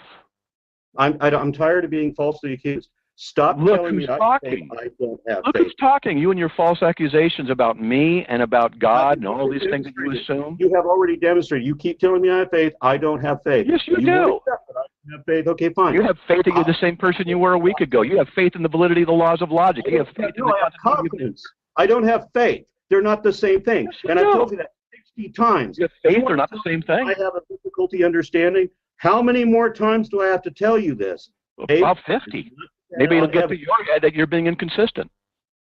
I'm being certainly consistent. You are not We've been doing consistent. this an hour and a half. You're one of the most inconsistent atheists I've ever met. All we've done is argue in circles. You've made false allegations against me. Can we go now? Can I try the argument without you trying to interrupt every 3 syllables? Can you say something that isn't wrong for 3 syllables? Yes, I can. I am a man. Good. Let's see it. What's your evidence? Now, we only have 2 explanatory views, God and not we God. The laws, we don't. what? No, we don't. As I said before, what's God the is third not an view? explanatory. What's the third view then? We don't. Third God is option. not an explanatory view. What? God is not an explanatory view. God is not something that I can use to explain anything? Right. Why not? Because it isn't an explanation. Magic doesn't explain anything. Who says God is magic? The dictionary, the Bible. The Look it dictionary up. says God is magic? Again, once again, I'll give you this again. Magic and miracle together, same definition. Invocation of supernatural powers or entities to control or forecast natural events, which are, secondarily, inexplicable by science because they defy the laws of physics. Now, that's what magic/miracle is. This No, is not it's an the art of explanation. producing illusions as entertainment. No. Look It's it not. up. I'm reading it off of dictionary.reference.com. That's not it? That's right. If you look up all these definitions, you're going to find there's a religious context and then there's an illusion context. But you have to find the context that is consistent with the topic we're talking about, which is religion. And as you compare all these, Magic. God is magic in religion. Go to One Look Encyclopedia, for example. I've done the research on this. I know what faith is. I can cite all the different sources. So stop imposing Cite on me 2 right now. what? Cite me 2 sources on faith right now that give what your definition is. No, the one that we just discussed a moment ago, where Jesus says, blessed are those who have not seen and yet believed, and we walk on faith, not You by quote sight. Jesus as your authority? Things that are not. I have to go to your sources if I'm going to use it the way you I do. do. Right? And so Right, you quote so Jesus. That's good. I'm glad you go to Jesus for your authority. That's good. You're going to cite the storybook as your source, so I should go to the storybook to cite I'm the so glad you like Jesus. Is that not correct? The problem with you, that's what happened with you is a real formal debate where you're not allowed to interrupt, where you have to answer the questions in front of full view of a public that you can't answer. And for you to say that God is not an explanation is simply a begging the question assumption on your part. It's not begging the question. It's not an explanation. God did it does not explain how God did it. Saying, well, God did it with his miracles. If you don't want to say magic, say miracles. It's the same thing. It doesn't make any difference. But it still isn't an explanation. We have processes. We have mechanisms by which we can explain things. Magic is not an explanation. So God is not I don't believe in magic. What? I don't believe in magic. Atheists always bring up magic. Because it's the same thing as miracle. They have the same magic definition. is the same thing as a miracle? Yes. Really? Then why are they the Do I have- different words and different things in the Bible? Magic does not. Brother. Okay. Whatever you want to call what you and I both know as magic, call it something else. I don't care. Okay. But it still isn't an explanatory view. You know what? I'm going to tell you something, man. You are the most idiotic person I've ever had to deal with. You couldn't argue your way out of a wet paper bag. Well, you haven't been so able to many logical fallacies. And you have so much faith in your ability to be rational. You are so faithful. You can't even prove that you're rational. You just assume it. You are a complete man of faith. You're a faithful person. Exactly what you would do in this situation. That you will try for 45 minutes to argue for something that you can't defend, and then when you fail at defending it, then you would become insolitary. This is a common in all the comment sections. You're just a faithful man. You have faith in your own ability. I don't have faith. I have confidence, but I don't have faith. Oh, you're faithful because your faith, trust me, your faith is way, way, way beyond the evidence. Right. Bible thumping wingnut, are you there? Oh, what's wrong, RN? I'm calling you out. You see, you are so illogical. What you do is you contradict yourself so many times. You're And notice- interrupting. Tell me that I'm interrupting, and we're done here. You talk over me all the time.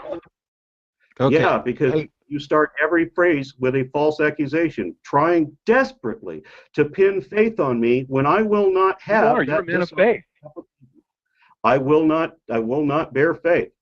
Faith Yes, is you the do it most all the time. position there is, and you are demonstrating that.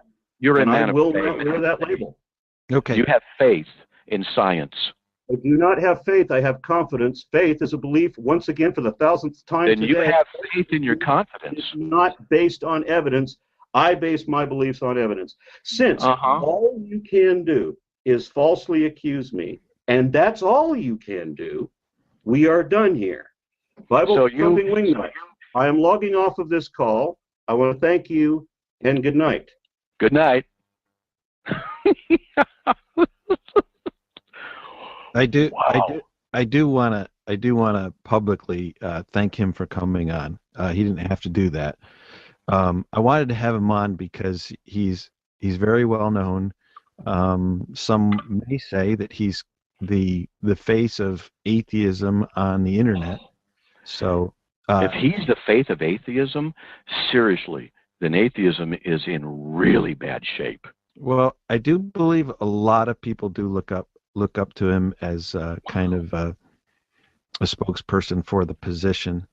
I'm going to add the other guys to the conversation. I'm going to add. We've got Matt Yester. I think I've already added him. Yeah, I'm on. Len Pettis is, I believe, here, and I wanted to ask him, guys. Of course, none of us want to misrepresent his position here. We're going to do our best to reminisce about what just happened. But did he say that if a majority of people, of experts, agree that God existed, Yeah, he did. then God exists, right? Well, see, his mistake, he made so many mistakes. But let me just look at this one, though. Let me just look at this Sure, one. this one. He said that if a majority consensus of experts, which he wouldn't identify experts, if a majority of experts agreed that God exists, then God exists. Are there not more people who believe that God exists in the world than not? Very good point. Well, but he would say they're not experts because they have faith. So he would, by definition, disqualify anybody who believes as not qualified to be an expert. This is why I was asking him repeatedly, what expert? Because he would not answer that question. Yeah, he can't identify what the experts are. No, he can't. You see, this guy, and I'm serious, I was trying to tweak him a little bit, but this guy is the most illogical, irrational atheist I think I've ever come across. And I'm not just saying that to be mean. Seriously, I can't recall that many mistakes in thinking and logic in like a 5-minute period that this guy produced. It was Couldn't come on amazing. quick enough because you couldn't get a word in edgewise, really. Yeah. I mean, begging the question, category mistake, equivocation, conflation, fallacy of division. He was assuming the uniformity of nature based on the inductive principle, which he couldn't validate as being true. He couldn't establish his own continuity, and this is one of the ways to prove it's a philosophical argument. The continuity issue. No one can prove that they're the same person they were a week ago. We assume that we are. What's the evidence? Well, the evidence itself has to be assumed as being valid, a continuity of what you assume as being your thought. It's a major philosophical discussion, and you can't prove anything, and there's no scientific way to demonstrate the actuality. Yes, there is. There's a driver's license and a birth certificate, Matt. Yes. Come on now. Yeah, that's right. And so when he brought Paper up and ink. when he brought up the birth certificate thing, and I said, oh, so because it says so on a document, that makes it so. I mean, this is ridiculous argumentation from him. And I'm not kidding. It was ridiculously bad to see him make so many blatant errors left and right. I'm not kidding. It was amazing. It really was bad. This is the face of atheism. There are better atheists out there. And seriously, he just made so many mistakes left and right and built upon them. He can't be the best face of atheism. He kept saying that he has no faith. Everything he believes, or not believes, but he's tested. He has evidence. Yeah. Evidence. And he made so many assertions without evidence. His assertion that there is no God, which of course then is you assume then that nothing exists outside of nature, anything, basically naturalism. And where's the evidence for that? I mean, like you said, it's just constant question begging. I was embarrassed for him within the first 10 minutes of the conversation. Well, when I defined faith for him, biblically, then biblically defining faith, out of what Jesus himself said, then he denies that part of it and then goes with what the next thing that Jesus said, blessed are those who haven't seen and believe. He goes, that's what the real faith is. And what justifies him getting rid of one and going with the other when Jesus apparently said both? I mean, I remember someone called it the taxi cab fallacy. You're driving along, you're inside the argument, you jump out of it, you argue, then you get back in, and so you go arbitrarily back and forth, not being consistent in the argumentation. He was not consistent in his argumentation. Yeah, you gotta be consistent with your own standard, and if you violate your standard, then you're applying a double standard. Yes, and he was definitely doing that. It's another issue. He didn't understand what transcendence was. And how many times did I define transcendence for him? What, 4 or 5 times, literally? Yeah. At least 3. At least 3. I think it was 4, maybe 5. But anyway, at least 3. And he kept saying I hadn't told him what transcendence was. And then to actually say, well, if God's transcendent, could he transcend his transcendence? It's just, I was actually not stumped, but stopped in my tracks by that question. Because it revealed to me how utterly ridiculous he was thinking, that I couldn't believe he said that. It's like, are you kidding me? The Bible has a lot to say about this, though, doesn't it, Matt? I mean, about the mind of the unbeliever being veiled to the truth and being darkened in their understanding and professing to be wise, they become fools. I mean, let's just get right into the gospel, Matt. What hope is there for someone like Aaron? There is no hope if he doesn't give up his idolatry of his own ability to think and his faithful expectation and scientific method, which is based upon certain assumptions that he denies are assumptions. He has to give up on all of these idols that he bows down before.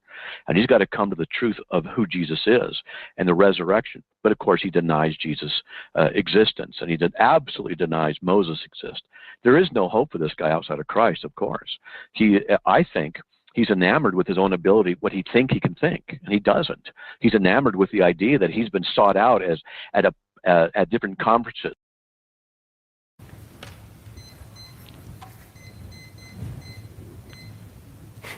Dr. White, I'd like to talk to you a little bit about predetermination. You state that faith is a gift from God, and Ephesians 2-6, for by grace you have been saved through faith and not of yourselves. It is a gift from God as a result, not as a result of works, that no one should boast. That's actually Ephesians 2:8 and 9. Yes. Where is the free will? If God can save to the uttermost and chooses not to, if faith is a gift, how am I to be blamed for God not giving me faith? You're not blamed for God not giving you faith. You're blamed for your sin and your rebellion and your refusal to repent. Giving someone the gift of faith is an act of grace. It's not the basis upon which you're sent to hell. Your sin is the basis upon which you're sent to hell. Say it again. Your sin My sin. and your guilt before God is the basis upon which you are justly condemned. Grace goes beyond the categories of mercy, of justice. Grace and mercy go beyond those categories, sir. So God can save to the uttermost. Jesus can save to the uttermost. And that's all completely up to God. He can choose by his grace to soften my heart, turn it from stone to flesh, and make me a Christian. Even you, yes, sir. Even me. Even you. But he chooses not to. And Well, if I die in this state, right here, right now, I'm damned. Yes? Yes, sir.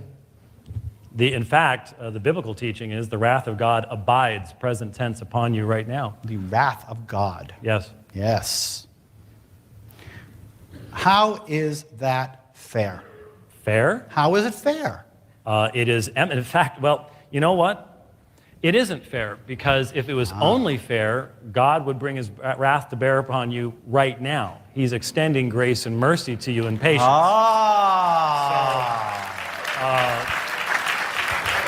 So I need to thank God that he hasn't sent me to hell yet. Yes, sir. Yes. In fact, that's quite true. That's good. No question about it. But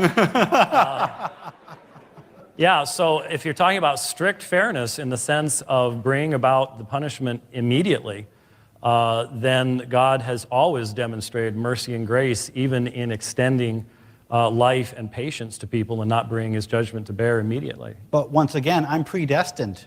Wherever I'm going to go, I'm predestined. God knows where I'm going to go, whether or not I'm going to hell, whether or not I'm going to accept Jesus. Is that a question or a statement? It's a question. Okay, could you put it in the form of a question? Does God already know where I'm going to go, when I'm going to go, and if I'm going to accept Jesus? I noticed you changed the question, and I find that interesting, because the original statement was you were predestined to do something. And as I said in my response in the rebuttal period, you do what you desire to do. I've heard many an atheist, when I debated Dan Barker, he said, I don't want to be in the presence of your God. When I die, I want to go to hell, so I will be as far away from your God as possible. And God will grant him his wish. All right. Unless he changes his heart, which of course is my prayer both for him and for you. But again, if you don't have the desire to be in the presence of God, why would you say it's unfair if he doesn't bring you into his presence? My question was, am I predestined? I do believe that, but see, I need to differentiate some. That's why I asked you to put it in the form of a question. Okay. Am I Because predestined? predestination has two forms. You have the positive act of God, whereby he extends his grace to save his elect. In regards to the others, that's not an extension of grace, even an extension of power. It is simple justice, because they are already fallen in Adam. And so they are not, there's something called equal ultimacy that we deny. They are not the same act except just the positive and negative side. To save someone, God must extend incredible grace. To judge someone, God really doesn't have to do anything at all other than just simply bring his justice to bear. But God can extend that incredible grace anytime he wants to without effort. It's not an effort. Without effort, no. It's actually the very power that raised the Son of God from the grave. It is a massive effort. It is the greatest power. God is all-powerful, though. All-powerful means anything can be done without effort. No, I don't believe that's what all-powerful means. I disagree with the foundation of your question. Oh, what does all-powerful mean? Well, having all power does not mean that there is an equal extension of power to do anything. To raise a rebel sinner to spiritual life is a fundamentally different thing than making a tree grow. Those are different kinds of things. And according to the New Testament, there is great power involved in the resurrection of a sinner to spiritual life. It is a miracle that is, I think, even greater than the resurrection of the dead recorded in John 11 or elsewhere in the Gospels. Are you suggesting that God could actually get tired? No, sir, I'm not. Okay, I'm simply so- recognizing that the scriptures themselves use that language to talk about the power that raised Jesus from the grave is the same power that animates believers. Perhaps I'm not being clear. If God is all-powerful, that means he has an unlimited amount of power, and therefore it doesn't matter how much power it takes to do something, he can do it with relatively no effort. The New Testament does not agree with your assessment of omnipotence. Okay.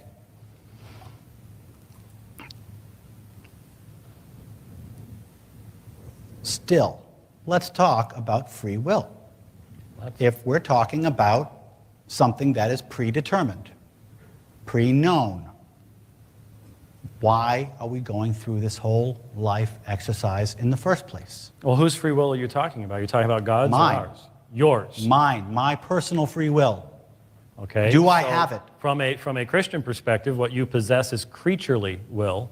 And according to the New Testament, Jesus himself said, he who commits sin is a slave of sin. So your will has been enslaved to your nature, which is that of a fallen creature. And But so I'm predestined. God knows what's going to happen. I can't change God's will. I can't go against God's will. I'm physically incapable of doing anything against God's plan. And as I said beforehand, you don't want to. I'm not sure why you keep raising a theoretical that isn't relevant to the situation. But sir, If you have the desire, that is the result of God's grace in your heart. But the point is that you do not have that desire. You do not desire to turn from him. And he's under no obligation to give to a rebel sinner that which the rebel sinner despises and hates. So I am physically incapable of going against God's plan. Well, I wouldn't use the term physically because we're talking... I'm incapable. I'm incapable. Well, I make the differentiation because I believe you to be a naturalistic materialist, and therefore I need to answer in an appropriate fashion. Go for it. And the scriptures specifically say in Romans chapter 8 that those who are according to the flesh cannot submit themselves to the law of God. They cannot do what is pleasing before God. That is the biblical teaching. And so I am doomed. 2 minutes. Unless God, by his Spirit, grants to you spiritual life and raises you to spiritual life, that's exactly correct. You will continue to do exactly what your nature causes you to want to do, and that is to act in rebellion. And your particular form of rebellion is a form of atheism. But to be perfectly honest with you, I don't see any difference in the motivation, what motivates you to be an atheist, as what motivates people involved in false religion to do the greatest feats of religiosity. It's still rebellion against God. And we have no choice in that matter. No, you make the choice every day. No, we don't, because we cannot go against the will of God. Is that a question, or are you arguing the point? It's a discussion. Okay, I understand, but we're supposed to be doing this in the form of questions. And so the question, see, you assumed something that I would have immediately challenged had you asked it in the form of a question. When you say you have no choice, I say you have all the choice in the world, but you don't have the desire. If you understood the nature of the will, especially as I think Jonathan Edwards very rightly brought it out in his massive treatise on the subject, you would know that the will operates on the desires presented to it by our nature. Your nature as a fallen person does not present to your will the desire to do what is right before God. Therefore, as Jesus said, you are enslaved to your sin. I'm done. Well, your time was up anyway, so.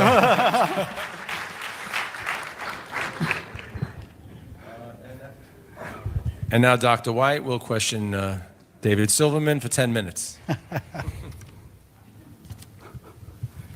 This is exhausting.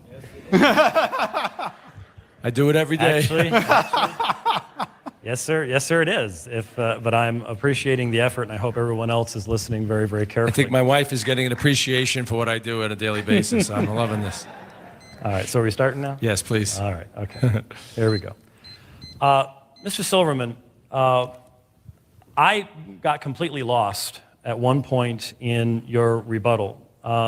You, at one point, quoted Ephesians 2 and said that's the only place where works was brought in, and then you said that was contradictory to Mark that says it was by faith alone. Yep, that was my mistake. Okay, could you explain? Because no, I misread the Bible. I misread the passage. Okay, so your actual assertion was that Ephesians is the one that says it's by grace, and that's contradictory to something else? No, my original assertion was that Ephesians said it was by works, but actually the works is really in Matthew, where it says you get to heaven by doing things according to the commandments. And in Mark, it says you get to heaven by submitting yourself to God and by accepting Jesus. Okay, so you're alleging that Matthew actually teaches as a whole that you get to heaven by your good works? Yeah. Where would you what find that? What are the greatest commandments? The greatest commandments is love thy God and be good to thy neighbor. So you're there's interpreting. nothing, and you can correct me if I'm wrong on this, but I don't see anything in Matthew that says belief is required. I see. Okay, so it is when you read Matthew, you're understanding the judgment and the existence of God's law as being the means by which we somehow earn God's favor and enter into his presence. Restate your question, please. So you really think that Matthew is saying that we earn our salvation by loving God perfectly? Do you think Matthew actually has the idea that anyone actually does that? I am not in a position to interpret. Okay, all right. Okay, but yeah, that's what it appears to me. Okay, all right. What I'm saying is that there's nothing in Matthew, as there is in Mark, as there is in John, that says belief gets you into heaven and belief is required to get into heaven. Matthew doesn't say that. Okay.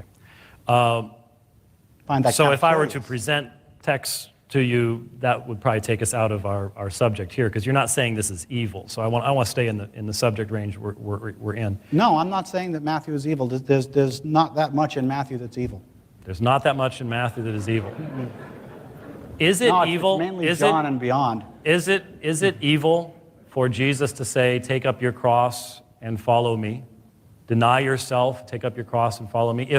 If what Jesus was teaching was false and there is no God, and Jesus was saying, leave your father and mother and follow me, I thought you said that which would destroy a family was evil. Yes. So if Jesus calls someone to follow him and that results in the destruction of the family, how is that not an evil thing? No, I guess you're right. Okay. So I'll yield that point. Because Okay. the destruction of families is evil. And Right. yeah, that's in Matthew. Okay.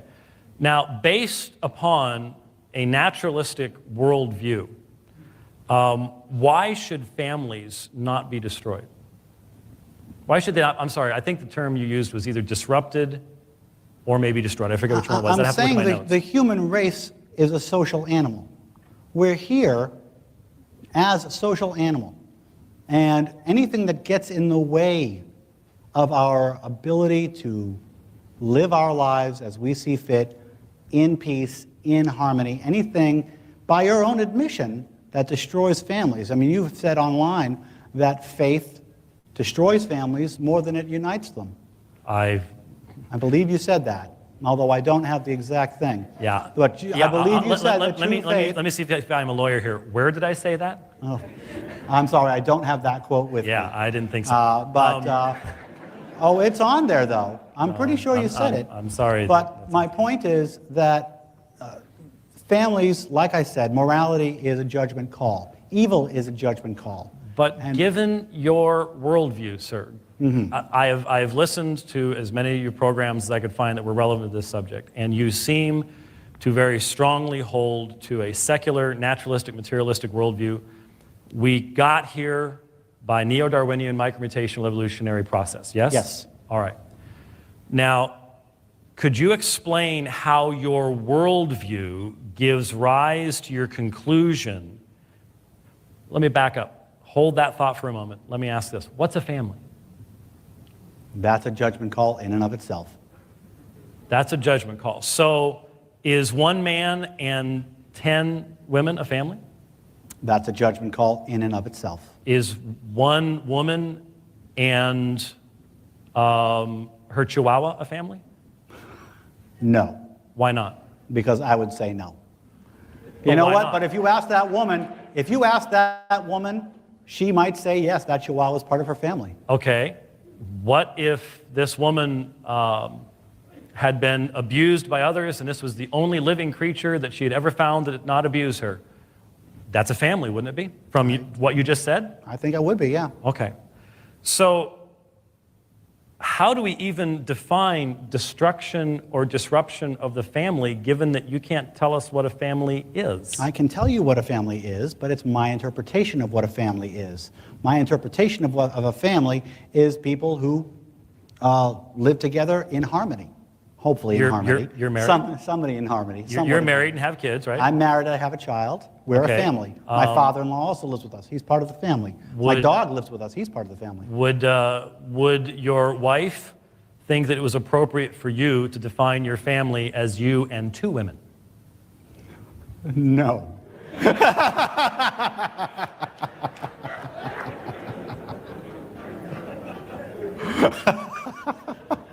Yeah. I've asked. So I think you see the point that I'm making when you say that there are, basically it sounds to me like you're saying there is no objective moral definition of any of these things. That's correct. Okay.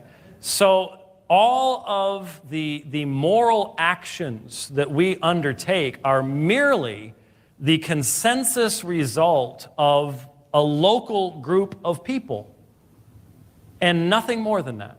There is no objective morality, sir. Okay. And I will tell you that over and over again. And it's not a... So when you stand at the gates of Auschwitz, all you can say is, for me, this was bad. Yep. Thank you.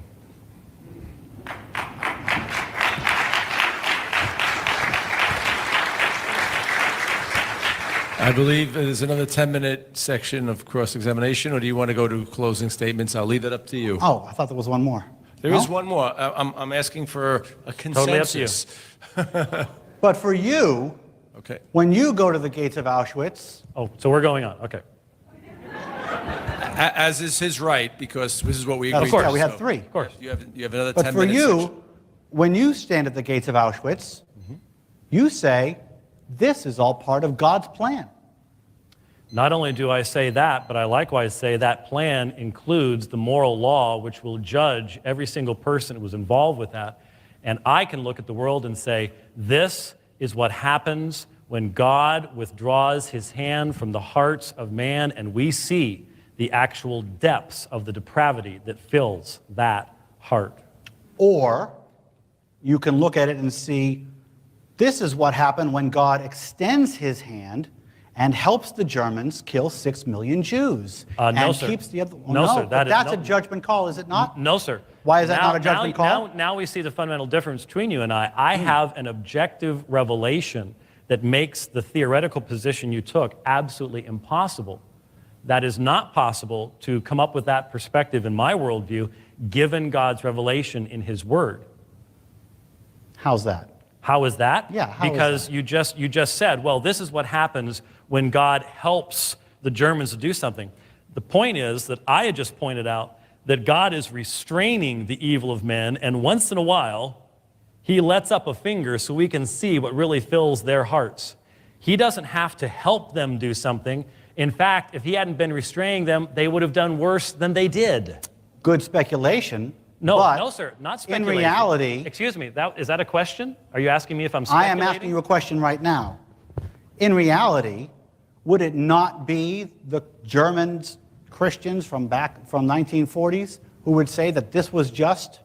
Would it not be up to everybody to decide what God wants? No, sir. And then No, sir. impugn that onto what is happening? Completely outside of the Christian worldview. The German church to this day recognizes that they knew what was morally right given the normative function of the Word of God. They recognize that to this very day. They would have to go against the objective revelation of God's Scripture to do the things that they did. It is not a matter of German Christians having the right to pick and choose what they are going to believe. We believe God has spoken. That's why we have objective moral standards. Are you aware that the SS uniform had "God mit uns," God is with us, on?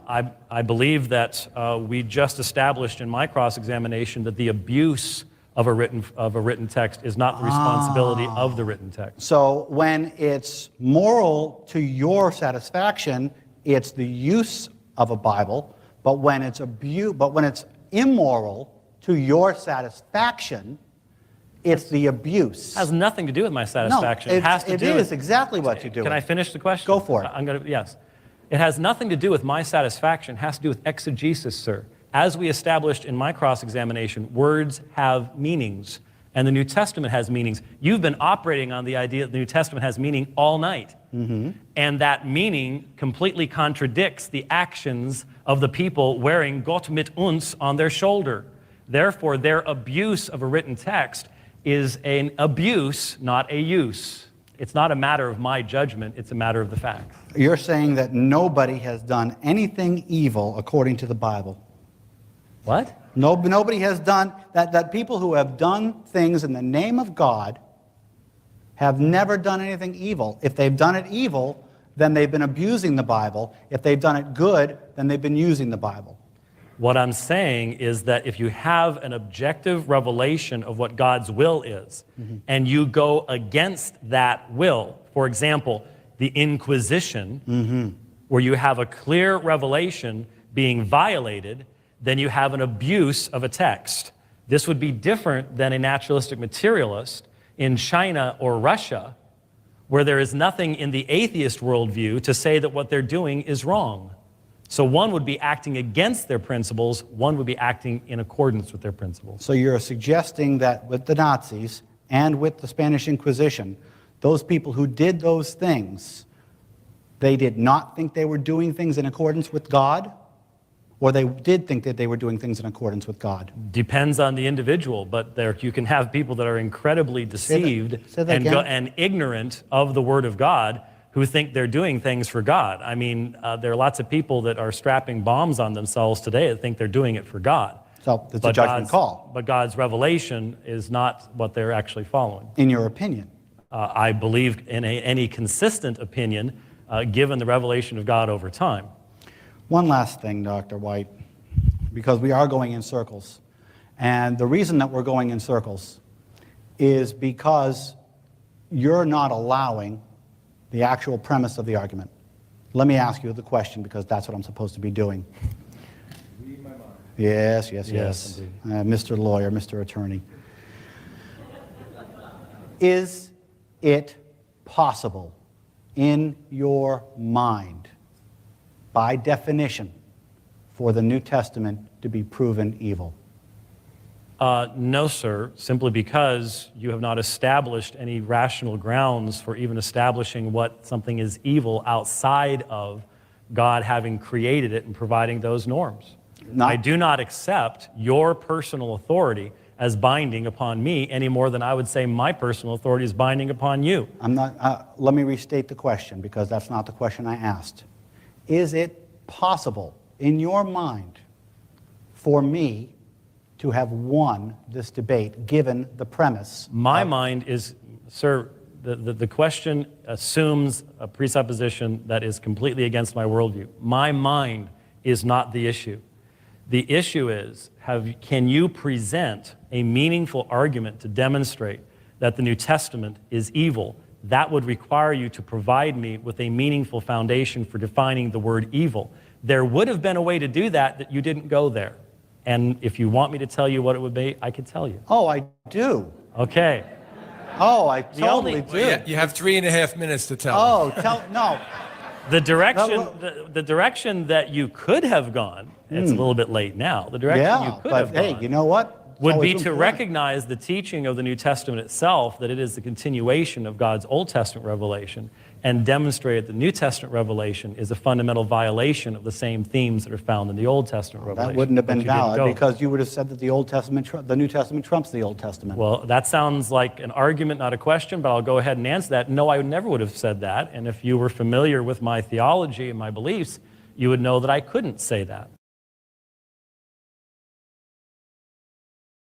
So we'll go on and move on to Kevin in Wisconsin. Good choice. And wants to talk about justification atheists have for the uniformity of nature. MDs, it sounds like you like this, so start off the conversation between you two. How you doing? Doing pretty good. Yeah, basically, we can even broaden that out to just any of the things necessary that you appeal to perform the scientific method, like logic or reason or any of these things. So your question is, how do we justify it? Mm-hmm. Like, how do I justify the things necessary for science itself?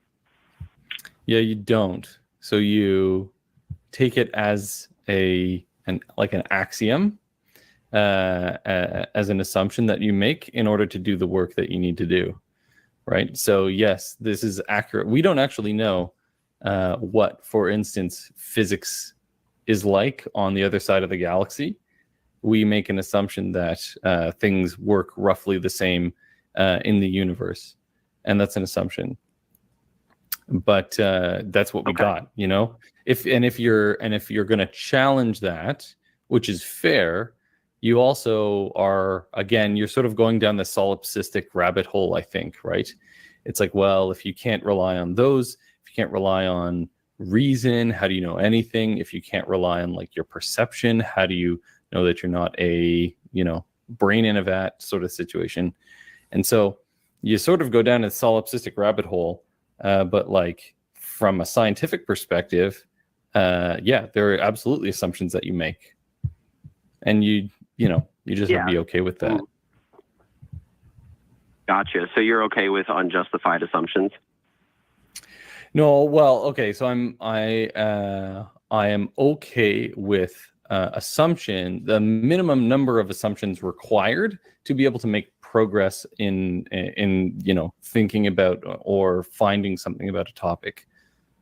Yeah, because you have to, because otherwise you're just, like I said, you're like in a solipsistic thing where you're like, well, I can't know that anyone else exists except for my own mind, so I'm just going to sit here and do nothing. Because otherwise I would just be assuming. Well, the questions about if those assumptions are justified by your worldview. Axioms aren't justified. Yeah, axioms aren't justified. That's what it means to be an axiom. People make this like weird rhetorical move, like this is like a gotcha, but that's what it means to be an axiom, right? It's not justified. That's what it means. Yeah. So if you're just gonna make a trivial claim like, oh, so these axioms aren't justified, like, yeah, that's what it means analytically to be an axiom. Yeah. Correct. Yeah. So it's an internal critique, because now what standard are you going to use to delineate between what axioms people can hold and they can't hold, that you're going to challenge and that aren't going to be challenged? Sorry, go ahead, BMD. No, go ahead, Jimmy. Mine's going to be based on experience. I mean, it seems like constitutive of experience that like I can derive the laws of logic, but I'm not going to hold to like classical axioms of logic necessarily. I kind of do in the sake of what my interlocutor accepts. I mean, my view is a little different. I'm like borderline epistemic error theorist, so I have like a different kind of view on a lot of things, but that's still something I'd be navigating. But my kind of critique is that you can start with experience. It seems that you can derive identity, non-contradiction, and excluded middle. I mean, there's arguments that you presuppose it. I have a buddy who holds the position that's actually just derivable from experience. And so he argues that position. I'm somewhat sympathetic to it, but I don't know if it ultimately succeeds in that sense. But I mean, I'm kind of curious. So like, if we agree that you kind of start with these axioms, what axiom do you start with? Because I want to see how you would get out of presumably a problem that you think we have. Yeah, so I don't agree you can just choose arbitrarily unjustified axioms. And that's the critique I'm making. Yeah, it's not doxastic voluntarism. It's not a choice. This is what you're convinced by. Okay, so it's just mechanistic. I mean, I don't know, MD, I don't know your position on it. I'm just saying it's not by choice. You don't choose things, right? I think this is like an Occam's razor thing where you make the minimum number of assumptions necessary to do whatever you need to do, right? It's like, so for the scientific method, we hold axioms that, for instance, if we want to draw conclusions about how things work, generally speaking, we assume that, your specific sample that you're working with is going to be is going to be a representative thing, right? And sometimes you have to justify that, right? If you're doing like statistics, or for example, or epidemiology, then you need to justify that the sample you're looking at is actually representative of the broader population. If you're talking about physics, there are certain like physical limitations, right? Like we can't go to the other side of the galaxy to see if, you know, physics acts the same way here as it does there. And then there are axioms for specific things that you need to do in mathematics. And I'm not a mathematician, so I won't assume to know like all the details of that, but they have their own axioms, right? And so I guess the point I'm making is that you try to make the fewest number of you try to take the fewest number of axioms you can to make progress in whatever field you're doing. And I think when you go to the point of positing the existence of an additional entity, which I think is where we're ultimately headed with like these sort of like theistic arguments, then that's like one place where I draw the line, although I have many other lines that I draw. And like when I review scientific papers that people are trying to publish, I question some of the axioms that they hold in their scientific paper, right? So there's lots of axioms that we question. So what's but the bottom line is you make the fewest number of assumptions that you need to do the thing that you want to do. Kevin, are you? So it's all just pragmatic. Yeah, I mean, to a certain extent, it's pragmatic. At least I think it is. I'm happy to be judged. I'm happy to be proven wrong. What? What's the question? So this is just going to result in relativism. Okay, great. So you have a claim, presumably, that do you take like a presuppositionalist approach that God is going to be the only thing that can ground like intelligibility of facts and things like that, logic? Is that your view? So you said, okay, great, to me saying it's going to be a relativist, and then you don't want to go down that argument? Well, I was responding what you were saying to MD. I was just saying that's fine. I'm curious on your view, though, right? Because I think we've offered you pretty much everything that you can make your assessment on. But I'm curious if you ground it, or if you start with different axioms. I'm curious on what those are. I mean, if you're unwilling to go through those, that's fine. We can do that another time. But I assume that you have some type of defeat. No, I never said I'm unwilling. I just wanted to make sure you were okay with saying, okay, great, to the fact that I said that's going to result in relativism on the epistemic standard you just set forth. I just want to make sure you're okay with that and you agree that you think it's great and it's fine. Oh, well, I was saying, look, I've already expressed my view being sympathetic to epistemic error theory. So I don't know what that's supposed to do to me, but so if you interpret okay, great to that, that's fine. I was saying okay, great in terms of when you were saying something, I was trying to ask you a question after MD.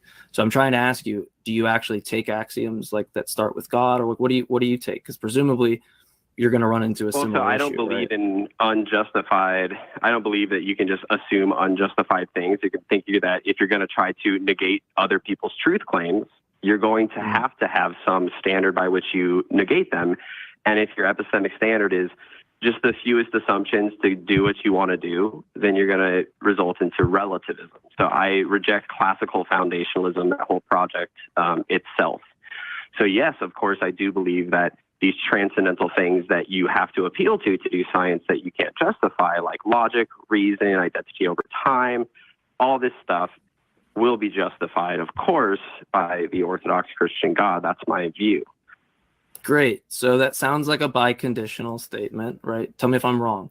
You can only have intelligibility of things like transcendental categories like logic and math and things like that, morality, metaethics, whatever, if and only if the Christian God exists, right?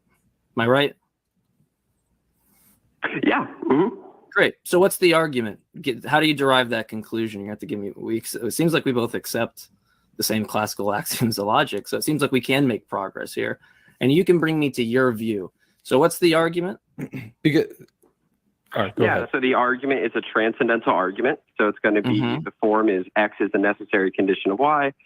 We have Y, therefore X. And that's going to be the short form of it is going to be that God is the necessary precondition for knowledge. We have knowledge, therefore God. The longer form of it, which I will keep short, won't go over every single thing, but that there's certain things that have to be the case for you to make knowledge claims. Knowledge presupposes a knower.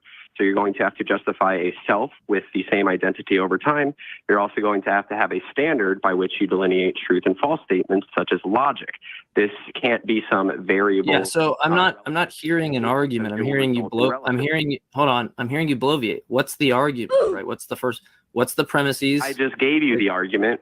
I gave you the short form. So the short yeah, that's I understand what I know what a transcendental argument is, right? How do you establish the conclusion? You're just saying, like, if I just reject the premise, you have to support, right? Why? Like, give why us is an it the case? if, then, therefore. You reject the premise we have knowledge claims? Or that we have listen. Sorry, you reject the premise that we have knowledge? No. I'm asking you why this is going to be a necessary condition for why, right? Or why is going to be a necessary condition for X? I was giving you my argumentation when you cut me off. There's certain things needed for knowledge. It presupposes a knower and a standard like logic or reason to evaluate and delineate truth claims. Okay, I'm sorry. How does this reason? The first part I have an issue with presupposes a knower, so it presupposes a you said you deny foundationalism, but it presupposes that there's intentional states prior, like sans creation. That's what you're saying the view is? No, I'm saying that knowledge presupposes that there's an agent that is doing the knowing and holds the knowledge itself. That's just trivial. If you're going to say that you have to be an agent to have a propositional attitude towards a proposition and accept and believe in that, sure, that's fine. How is that? So how do you justify that? No. If you're asking me a question, you're not understanding how presenting an argument works, right? So you have a claim that God. No, you're cutting me off. Yeah, you're not. You didn't give me premise one. You're just saying, hey, this thing presupposes. You told me something trivial, right? That knowledge presupposes there's an agent. Knowledge. Granted, right? That's great. That's awesome. So what's the actual necessary condition for knowledge? Yeah, God is the necessary. Never have to meet people. I never have to meet people on this show, right? If you don't have an argument, you're just telling me this is the necessary condition for that, right? I'm not seeing how you've established that, and all I'm asking you is how you establish that God is the necessary precondition. I haven't heard anything. I've just heard you just say there's these categories. God needs to. You just hear the statement of the claim. God needs to be the one that is foundationally required for them. Great. What's the argument for that? How do you actually derive that conclusion? Right? How do you know there aren't other necessary conditions for such a fact to obtain? Go ahead. You want to just kick me off, or do you want me to actually give you the argument? Because just stating you're not making an argument doesn't make it the case. So if you, I'm sorry. So what was the yes? So what was the support for the premise? Okay. Again, I mean, if you want to suicide by mods, you can, but I'm trying to ask you to support it. Doesn't sound like you actually have an argument. Have you written down an argument? Do you? Let him talk. You're not letting me speak. You're literally not letting me speak, dude. Go, Kevin. We're not talking. Go, Kevin. Go ahead. Okay. Are you going to cut me off as soon as I start? Go. If you're going to ask me more questions, I God is the necessary condition for knowledge. We have knowledge, therefore God. That's the short form of the argument. Question. My account for this. I just have a question, Kevin. So I think J-Mike's cut me off. What J-Mike was asking. No. It's part of this. J-Mike was asking how you justify that premise. Yeah, I don't see how the consequent follows. So justifying that God is a necessary condition for knowledge. That's what you're asking, right? Yeah, I'm asking you to support the premise. You're just saying you're giving a conditional statement, right? Great, yeah, you're giving a conditional statement. You have to stop speaking. Okay. So I can do it. Here we go. Okay. Give me 30 seconds, okay? Here we go. Bite your lip real hard. You can do this, man. So, logic, a standard to derive truth claims, and a knower are some simple prerequisites necessary. I can account for this and justify this because humans have an essence, a what to them, and a person of the metaphysical aspect of them, the agent, an doesn't change type over time. Logic is a transcendental category that we have access through our nous, which is the spiritual faculty of our heart, and logic itself is a created transcendental category created by God that we can communicate with through our spiritual energies. That was enough word salad to end world hunger. Literally, it really was. So again, I'm gonna ask. Hold on. How does your view rule out Platonism? That actually that laws of logic are they're propositional and they're necessary entities that exist eternally. How do you rule out that view? Because if you're just saying, like, look, I'm familiar with the philosophical literature, not tremendously, but I do know that this idea that there's these transcendental categories like logic and knowledge, we have propositions that we can obtain and say, hey, that's true or false, or inferences we can make with logic. That's great. But this begs the question against the Platonist view, who thinks that propositions can't reduce to minds, right? Can't reduce to physical states of affairs. Thus, they're not going to reduce to a mind of God. They're going to be abstract objects that are propositions. If you're just saying that this accounts for it, you're begging the question against the Platonist view, right? You didn't establish that.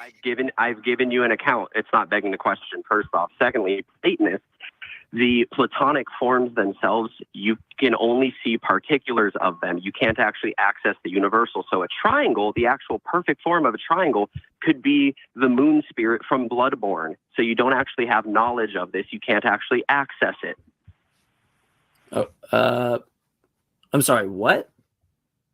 I didn't understand the point. You're saying... Do you realize that Platonic forms, right? There's these perfect Platonic forms out there for all particular... No, that's not what I'm saying with Platonism. That's not the Platonism. That's not the Platonism I'm talking about, right? I don't know if you're familiar with Alex Malpass or... I'm talking about, like, some people call it, like, small p Platonism. It's just the idea that there's abstract objects, right? They're going to say propositions, for example, don't reduce to states of affairs. How do you interact with abstract objects? Hold on. How do you interact with them? Jesus, if you're going to mute me. This isn't necessarily a view that I hold. This is a view that I think has arguments for it that shouldn't be people have their bat an eye towards, as if like you should scoff at it. But if you have a view at which you do account for some type of quote unquote transcendental category, which would be logic, if you take laws of logic to be propositional and there's an argument that shows that they can't reduce to mental events because they invoke a vicious regression, or that they can't be states of affairs because propositions have an aboutness relation, they're about states of affairs, then it rules out your God entirely. It just does, right? And there's arguments that are given against like divine conceptualism by Alex Malpass and other people that show that these quote unquote like transcendental categories don't require a mind at all. They just require some type of abstract object. Now and we're going to bore the whole audience with the philosophy, so I want to move on. But I do want to say that until you can actually show, right, that they are required on a mind, and you don't have a defeater for why abstract objects couldn't necessarily do it, then you don't have the necessary entailment that in order to have logic or in order to have any set of intelligibility, that it's going to require God, because there's a competing view that doesn't invoke a mind and it thinks it does a good job. You didn't show that yours is only sufficient for that, right? Or necessary and sufficient for that. You did not show that, right? You just said it. That's all you did. You just were like, this is what I believe. And then I gave a bunch of word salad. Quick. Right. But real quick. Just saying some people think they're right, that's not an argument. And second off, yeah, I agree. And yours isn't an argument for the same reason. You're on the show for a million hours. Can you let me talk for 30 seconds, then you can kick me off? Is that okay? Yeah. I'll kick you off now. How about that? You can call me back next week because I'll be on. We're running at I had enough of that words. I don't understand it. This is word salad. Okay, this is not for you. Just move on. Go do your thing. Go climb in your coon pod and eat your bug juice, because this is not for you. Go ahead. Got to unmute. Oh, hi, Jay. Can you hear me? Yes, sir. Jay, I was watching your debates with Matt Dillahunty and whatever. Would you say that atheism is impossible? Logically impossible? Like, no, when we say the word impossible, we mean like when we say atheism is impossible, right? We would say that entails a contradiction. Yeah, we've already addressed this like multiple times, so did you just want to repeat the argument? It's a metalogical argument. Go ahead and address it. Right, well, I've addressed it many times, but your argument rests on the... What argument?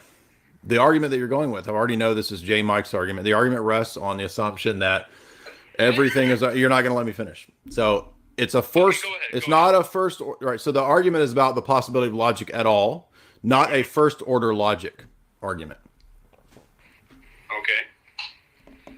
That's the addressing of your objection. What's my objection?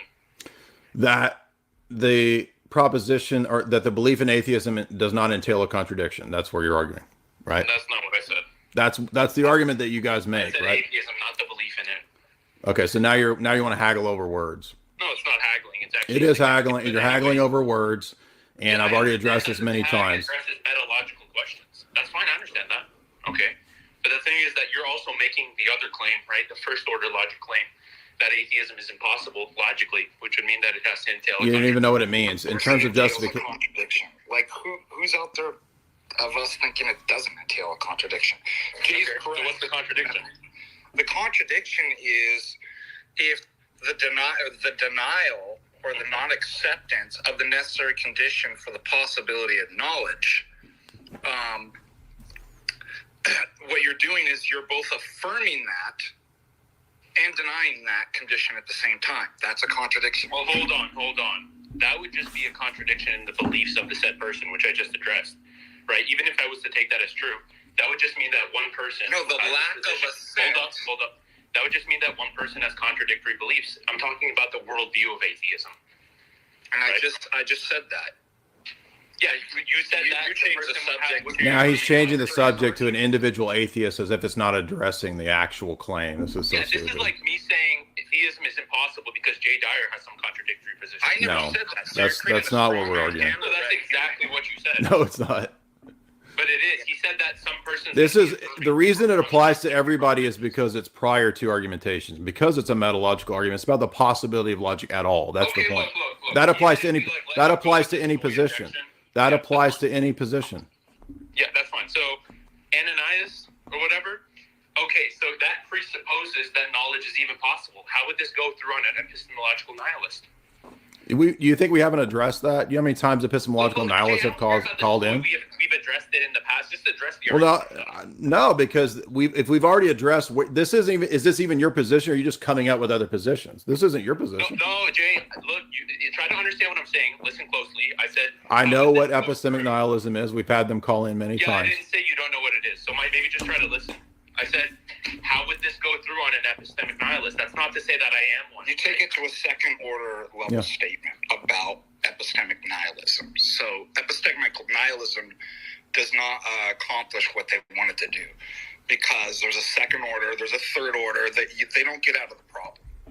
Mm-hmm. Yeah, but they do, and this is why, right? You said that the reason that it would be contradictory is because the atheist is going to have to affirm something about the necessity or like the necessary preconditions for the intelligibility of knowledge, right? The intelligibility of mathematics, logic, all that stuff. But an epistemic nihilist would just deny the existence of those things. Yeah, and so now you can't make sentences. So now you can't make arguments. You guys are over talking. So now you can't make arguments or sentences. We've heard it 1,000 times. That's why. Okay, look, Jay, I don't care that you've heard it 1,000 times. Because it's been addressed 1,000 times. Yeah, so what do you want to be like? I don't get it. Okay, so can you just address it instead of saying you've addressed it? Yeah, the addressing is that if you adopt that position, you can't make arguments anymore. So no, I'm talking to you now. This is my thing. I'm talking to you now, and I'm addressing it by telling. Go ahead, sir. I'm addressing it by telling you that if you adopt that position, you can no longer argue or make sentences at all. And if you want to do that, then that's fine.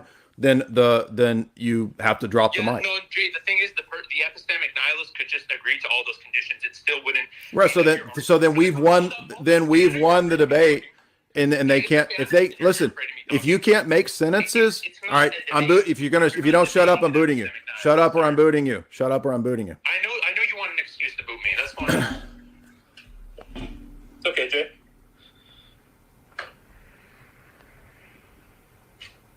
Yeah, so we've addressed this probably 30 times. You don't get out of it because you say, I don't accept anything. This is so dumb. Yeah, exactly. There's epistemic import in making those second order statements about their epistemic nihilism that they're not assenting to something. Yeah, J. Mike is so low tier, he doesn't even understand that adopting a position where you don't believe in logic doesn't get you anywhere in a debate. I mean, it's so obvious. It's so crazy. What would you say to this, Father Deacon? Somebody says, well, but I don't believe in logic or any of your positions, and therefore you can't prove Christianity.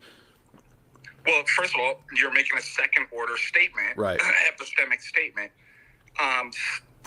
Third point that I wanted to make, and I just addressed this in my paper, is you get them to admit some type of like epistemic deflationary position. I'm not in a position to know, okay? What do? They immediately slip back in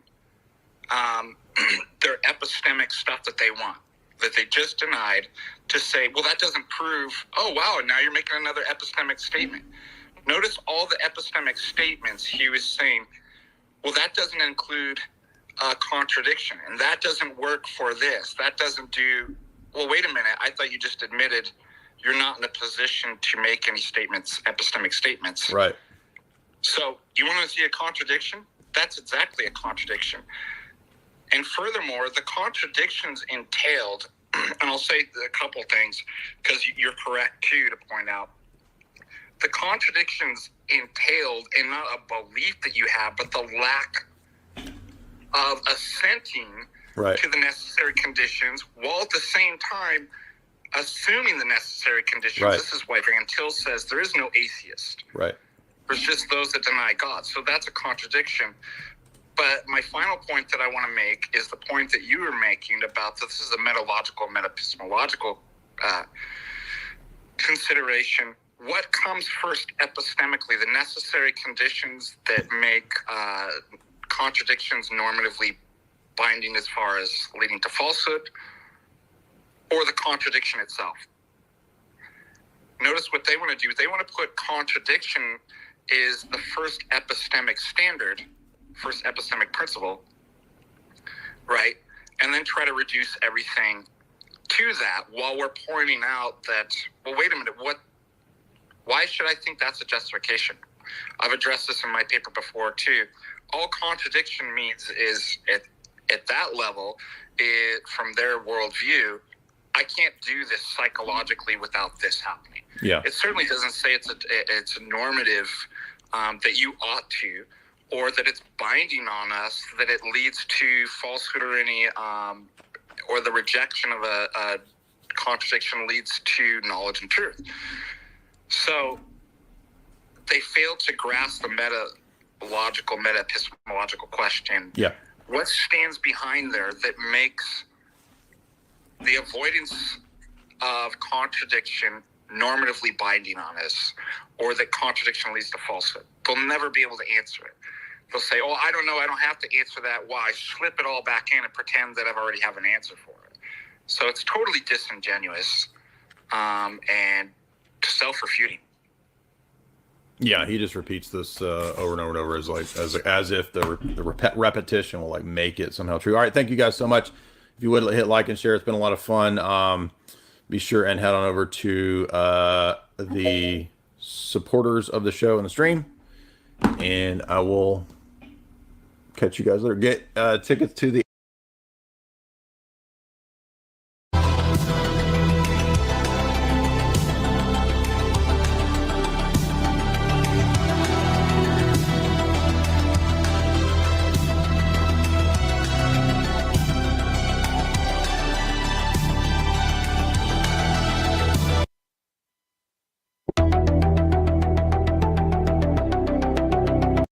cases of the same kind is called induction. The basic that there is this sort of two-tiered system of you have autonomous reasoning, and then that kind of lays the groundwork for the superstructure of faith on top of that, right? And there's a little bit of overlap in like the Thomistic system between natural reason and supernatural revelation, but they're kind of independent realms that that man's epistemology has to begin with this autonomous reasoning. And John Paul II is very clear about that in Fides et Ratio, so there's no dispute about that in the Roman Catholic system. You put this in your excellent paper that we have in the Discord, by the way. If anybody's interested in reading Father Deacon's paper, it's in the Discord. Mm-hmm. So again, it's great that you cited all that, but this is another good point too, that people mistake there's faith is fideism, right? It's a leap of faith. Like you don't really have reasons for it. It's just you believe these wacky, crazy things out of like an emotional, just sort of like jump, burning in the bosom, right? I'm just going to believe it because it's crazy to believe it.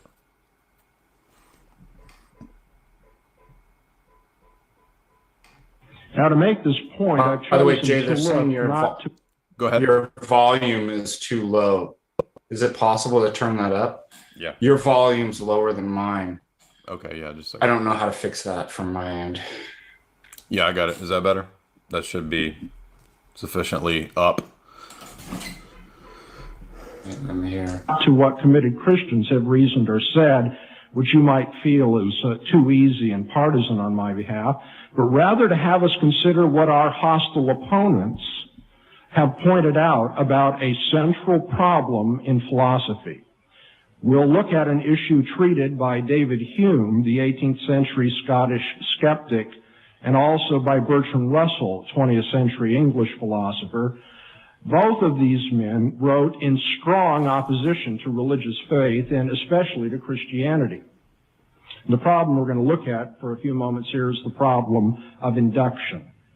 Among the expectations with which we encounter experience and encounter the world is the expectation that uniformity can be found between the diverse events, things, or experiences in the world.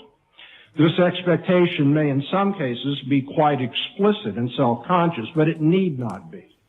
For instance, when we learn to drive a car or to speak a foreign language, we usually pay close attention to what is the regular function of certain parts of the car or of the grammatical rules and ordinary word usages of the language. But we eventually come to do these things more automatically or more habitually, and we no longer consciously think about the expected uniformity in our use of cars or our use of language. Our learning and reasoning tacitly assumes that the universe is such that uniformities are expected and exhibited in similar things, even though they are separated by time and space. That the way things happen can be viewed as instances of general laws. And what has occurred in the past is a reliable guide for predicting and thus adjusting to the future.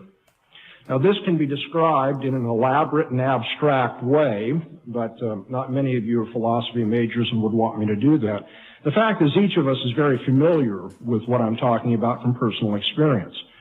We're all quite acquainted with the process of moving from particular facts in our experience to general truths which are exhibited by those particular experiences.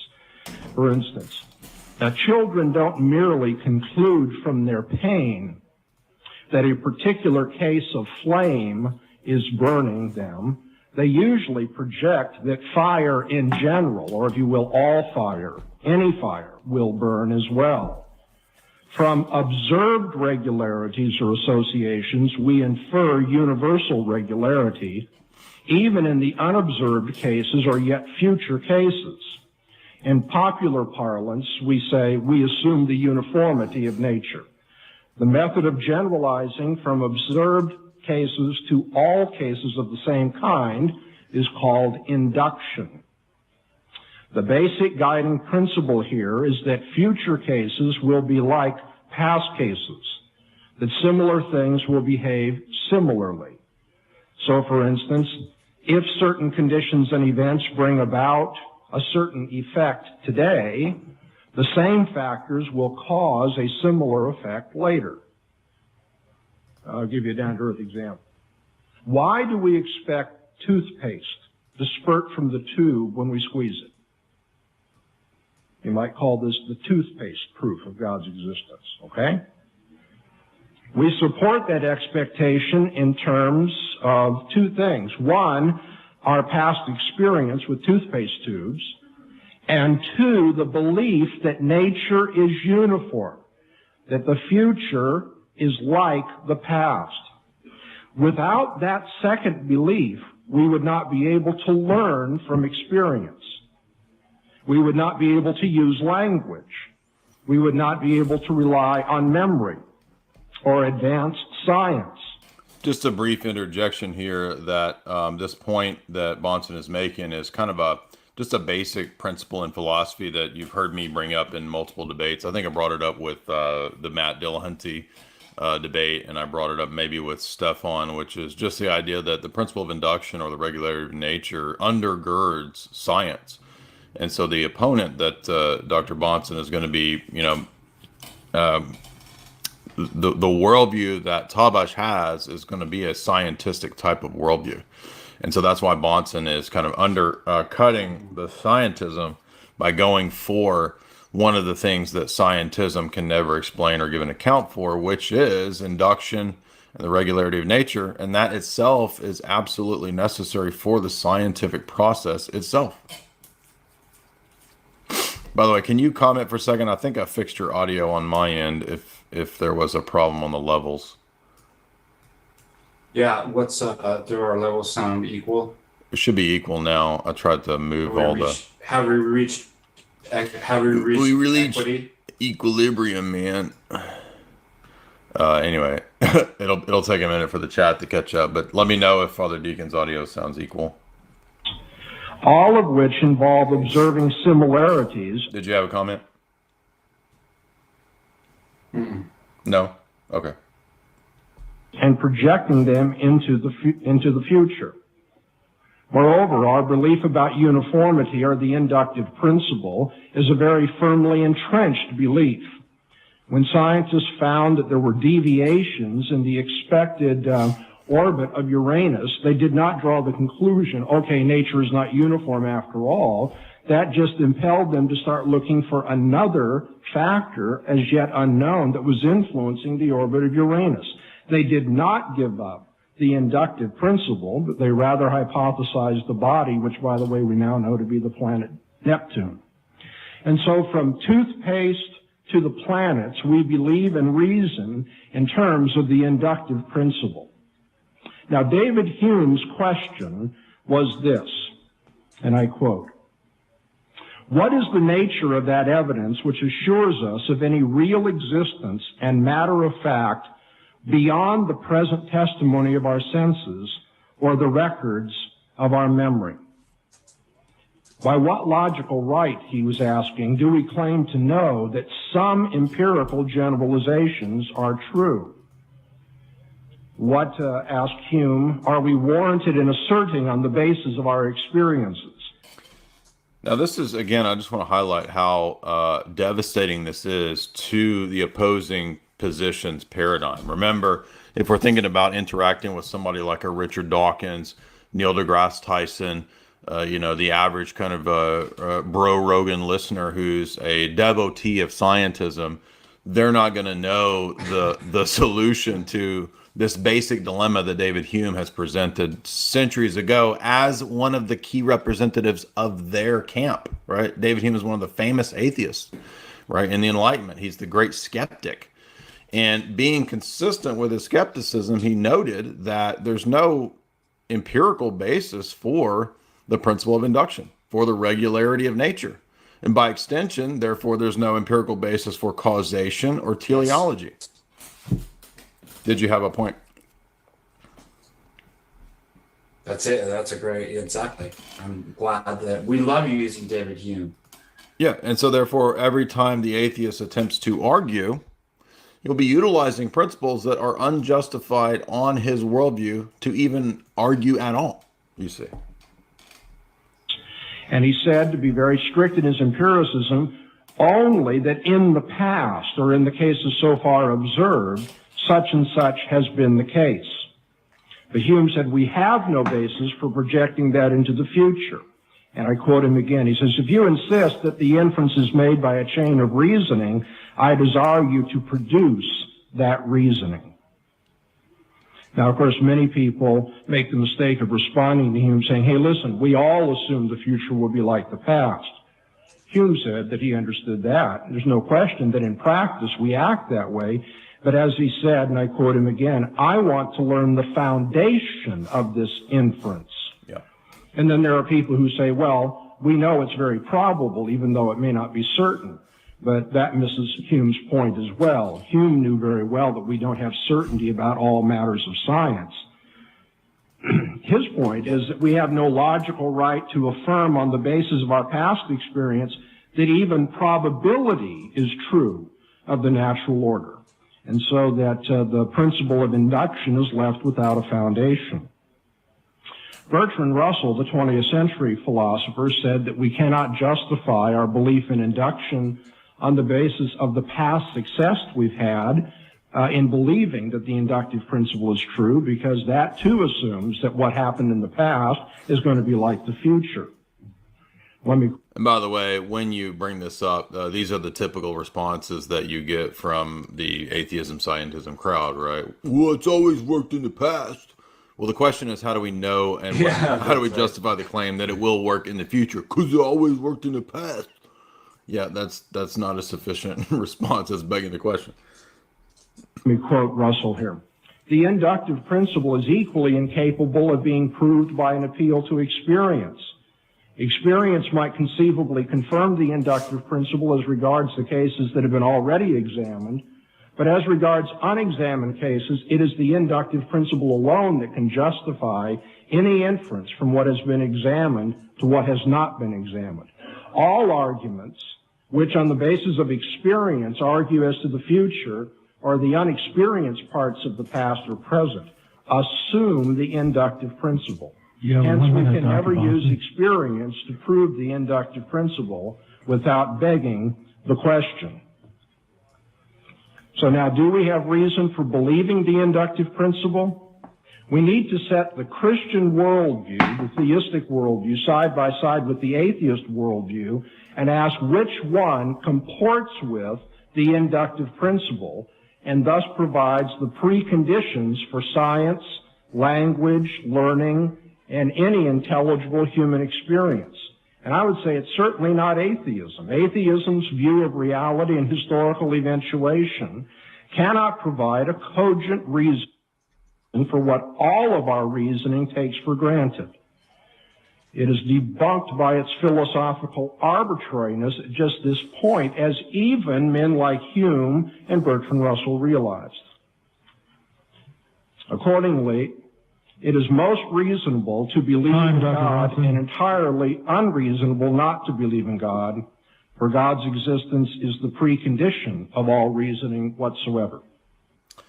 So there you go. That is a transcendental argument Bahnsen has presented utilizing the principle of induction, right, which is one of the basic philosophical points that is a precondition for the possibility of knowledge, right? So it's a pretty simple presentation here, right? I mean, Bahnsen is not getting too abstract, too out there. Just a brief review, and I ran out of space, so I had to put number 5 in the middle. But basically, Bahnsen's presentation was just this. We're all doing worldview apologetics. All of our perception of the world is theory-laden, and so it's going to be ultimately not a battle of facts with the atheist, quote unquote, right? Because there are no brute facts. It's going to be a question of competing paradigms by which we interpret the facts, because all facts are theory-laden. Next, he moved to the rebutting of evidentialism, right? Because this is the case. It's not going to be because theory-laden, the theory-ladenness of nature and reality is the case. It's not going to be solved by competing degrees or amounts of evidence. If I can just pile up 70,000 pieces of evidence, the atheist will convert to Christianity. No.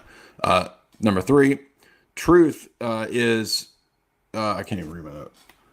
Truth is the issue here, right? The truth or falsity of atheism and theism is the issue, and not the psychological motivations for beliefs, not the persuasions, right? Or the again, psychological motivations that we have to believe X, Y, or Z. That's really irrelevant to the truth or falsity of the topics at hand, because people could be persuaded to believe false things. People can also genuinely believe things that are the case when they're not, or are not the case when they are, right? I could choose to believe that I don't have cancer when in fact the doctor has decided and determined that I do, right? So psychological motivations don't have anything to do with the truth or falsity of what's under discussion. And number 4, fideism is not the same thing as faith, right? Fideism is not what we're doing here, saying just take a leap. There's no basis because, the truths of reason are at war or contrary to the truths of faith. In fact, we're making a much stronger argument that the ability to reason at all, at least in the empirical inductive sense, requires that nature operate in a regular way, which cannot be proven through empirical investigation. And so therefore it relies on some form of faith, right, to justify itself. That faith for us ultimately is the Christian paradigm. The world is operating in a normative, regular fashion because of divine providence and because God created it. That actually makes perfect sense why there would be a world with regularity. But as David Hume said on the atheist paradigm, I should wake up tomorrow and I have no reason to believe that the floor won't suddenly turn into quicksand. Father Deacon, any comments on Bahnsen's opening statement there?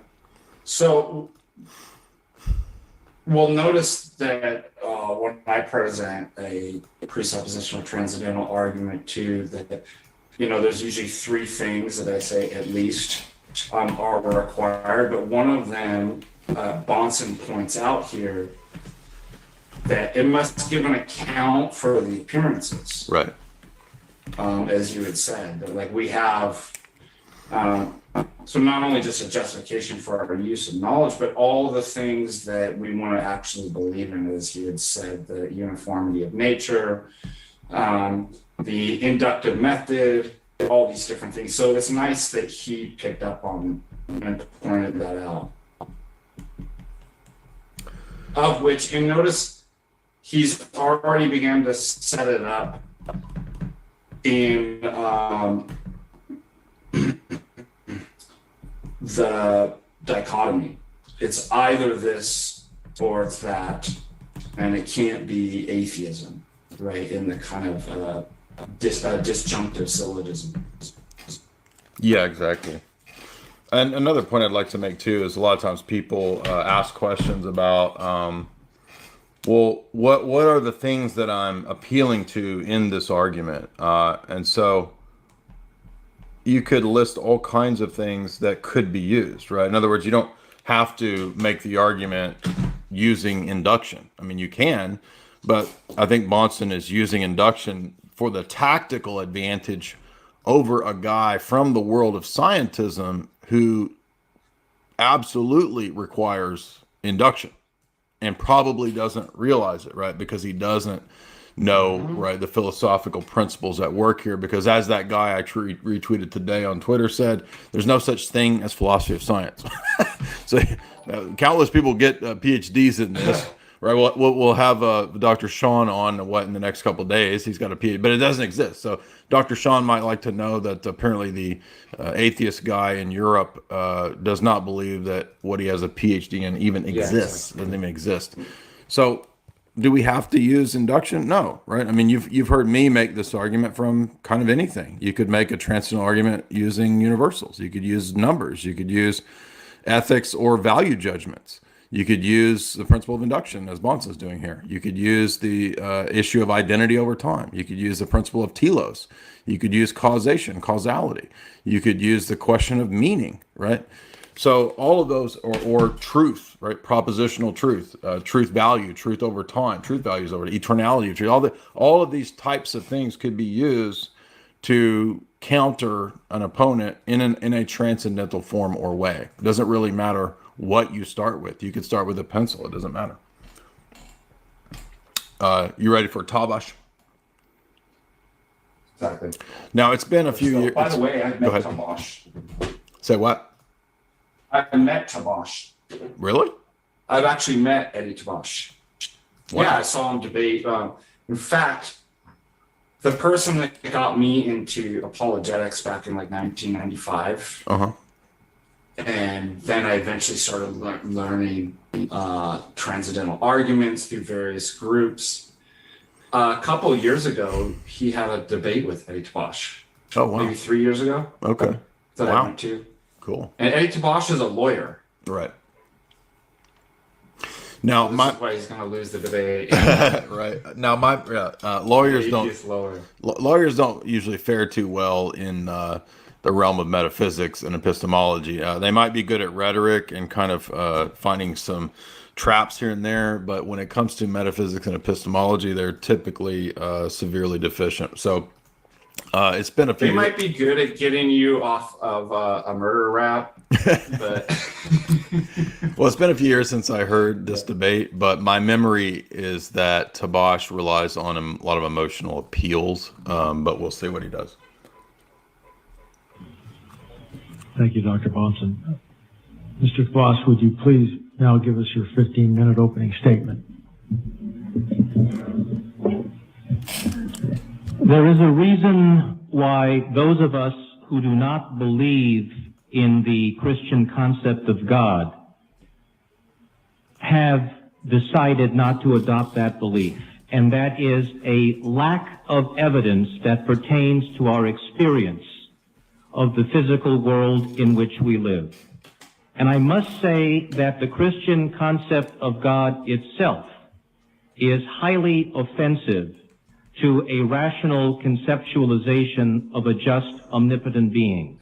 Because what kind of God is it that would tell me that my sincere disbelief in that theology will result in eternal punishment? Here we go, right away, by the way. He has ignored everything. I mean, granted, this is opening statements, but completely ignored everything Bonson presented. Is reframing the debate in an evidentialist framework that there's no evidence for this, or severely lacking evidence that doesn't match our experience. And fallacy, red flag, number one, emotional appeal. Right. yes. What kind of a cosmic egomaniac is this to cast people like me in a lake of fire and take flaming vengeance on me, as is said in the New There we go, Testament, emotional appeal. You're and right. to do all the things to me that will happen throughout the New Testament, damnation and everything for those who believe not the gospel of Jesus Christ? Where is the evidence to our sensory perception, even to our There we go. concept Stop it, of Jay. the So it's order he of... ignores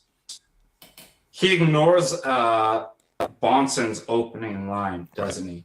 About and immediately goes to this base kind of evidentialism. Yeah, he wants to. And second of all, go ahead.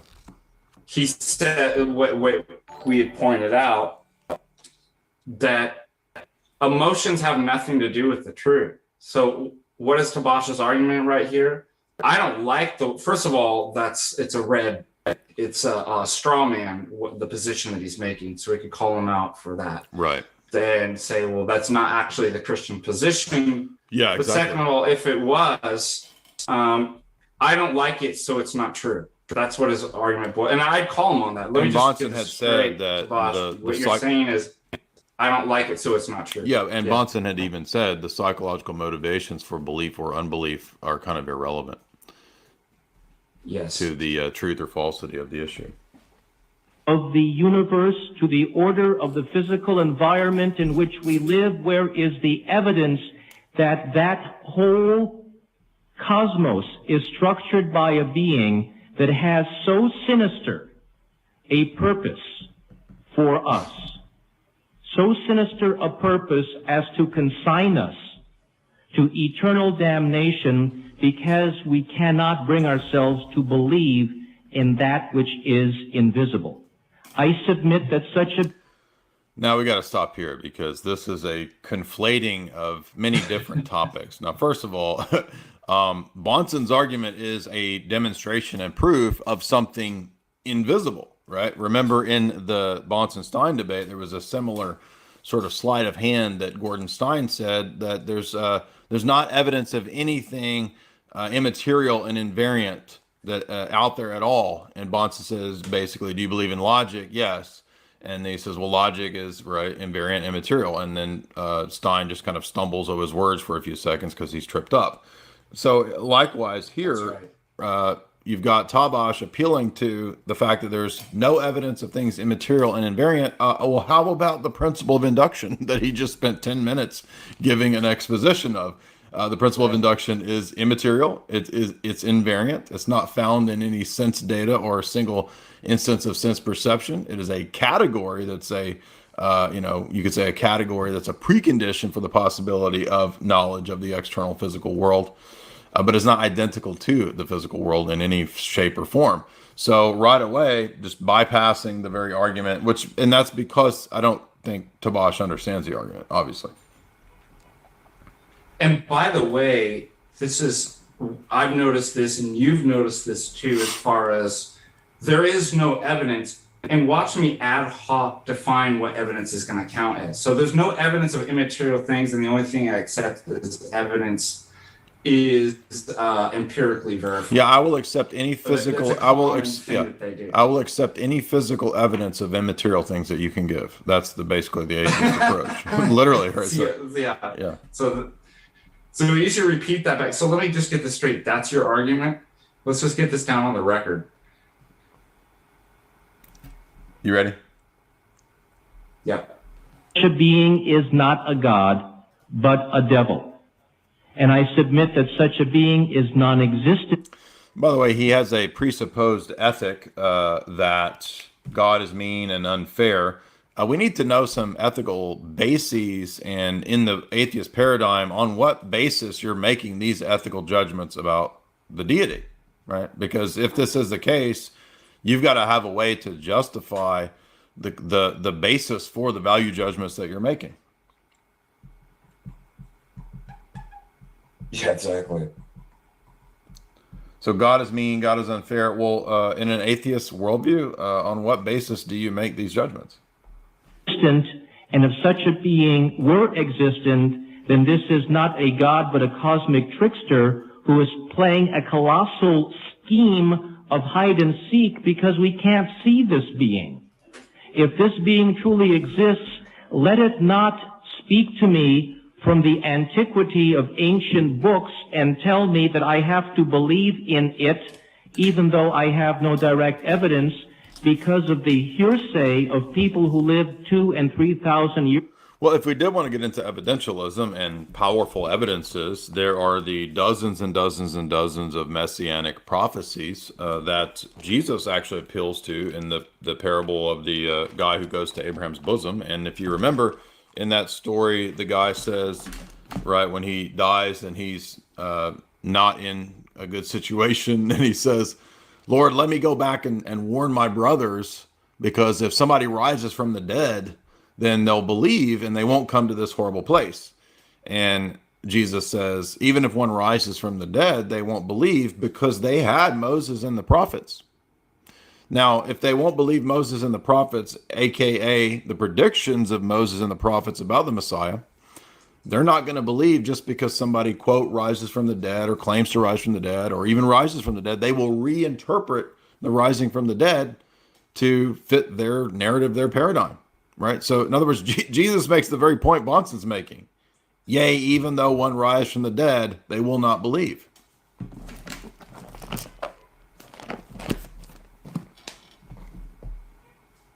Years ago, why not appear to all of us directly?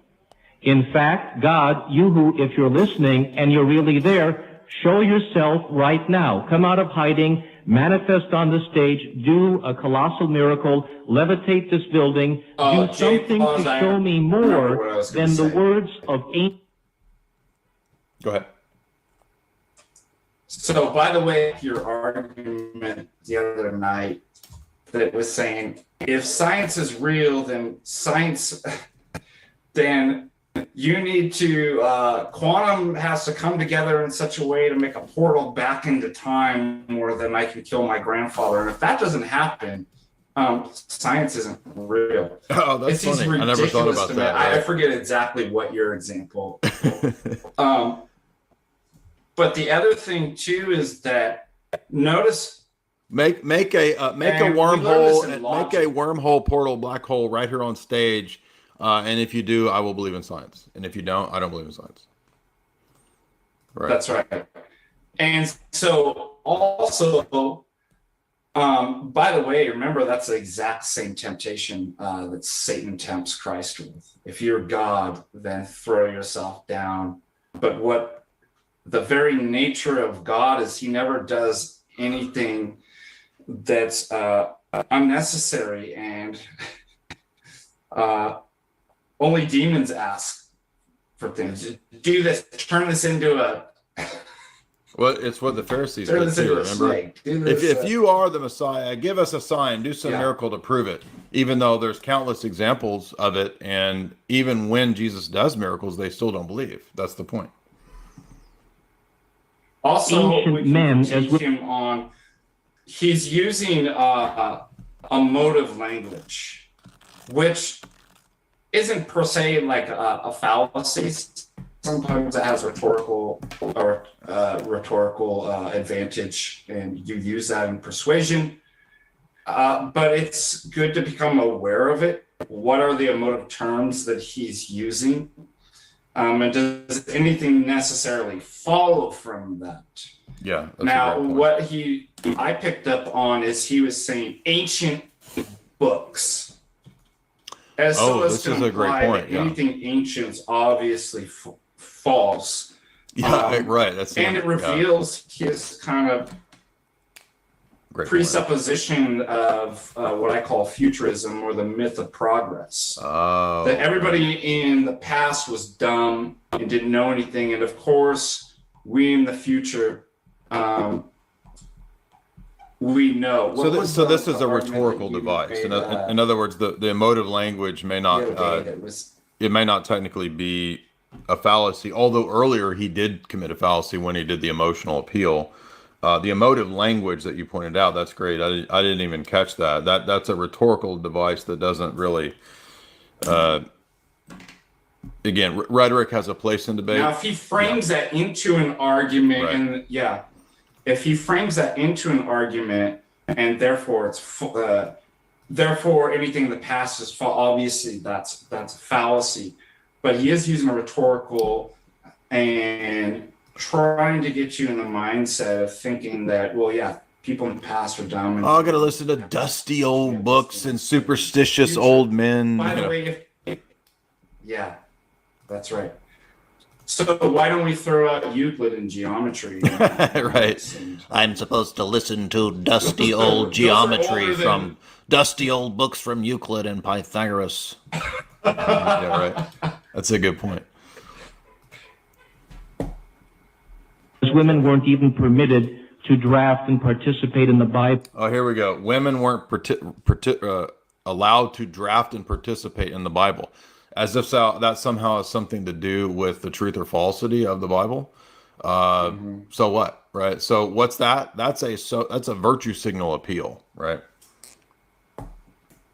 Yeah, he's going to get half the feminists on his side just for that one. Yeah, I mean, these appeals have nothing to do with the truth or falsity of the religion of the Bible, of God's existence. They're just rhetorical devices, and this is something we've noticed and seen again with a lot of these atheists, right? Especially with Sam Harris. Remember when we did the Sam Harris debate, guys, how the whole thing was emotional appeals. The whole thing was rhetoric. The whole thing was a child right now screams out in agony in Africa. How, therefore, could God be, right? Bible. Show me something more than ancient hearsay from the dust of antiquity to prove your existence. And if you do not meet my challenge, I say to you, if you're awake and listening, that you are violating your moral duty to manifest yourself, considering that you yourself have erected such harsh penalties to befall all those of us who will not believe in you. Well, the harsh penalties are what we incur upon ourselves, right? So it's not like God is forcing us into hating him, forcing us into hell, kicking and screaming because we actually loved God, but we just didn't have enough evidence, or we didn't have enough facts presented. It's the other way around. There's nothing but evidence for God, but the twisted mind of the fallen man and the unbeliever suppresses that truth in unrighteousness, right? This is what Paul says in Romans 1, right, is that proper interpretation of the external world and of nature requires repentance, right?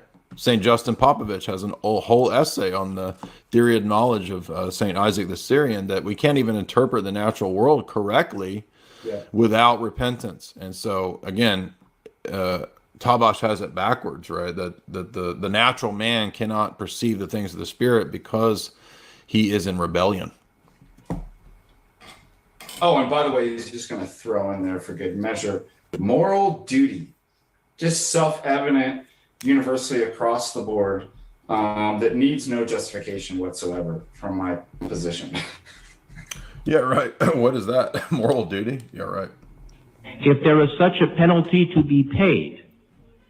By the way, we could take that phrase moral duty and subject that to his critique of evidentialist framing. What is the evidential argument for moral duty in an empiricist atheist worldview? Great. And you know why? Because you already get this in Hume that you can't derive the ought from an is. Yeah. And that later develops into from the kind of radical empiricists and naturalists. They take that a step. Now, they take it a step further than Hume, because Hume still thought that there was a moral realm. But people took that a step further and were more consistent in the kind of atheistic materialism and said the only things that exist are just facts, and facts are empirical. Therefore, there is no more realm of oughts. And so now morality, well, what do we mean when we say that torture is immoral? There's no fact. It might look grammatically like that, but we just retranslate it to simply be preference.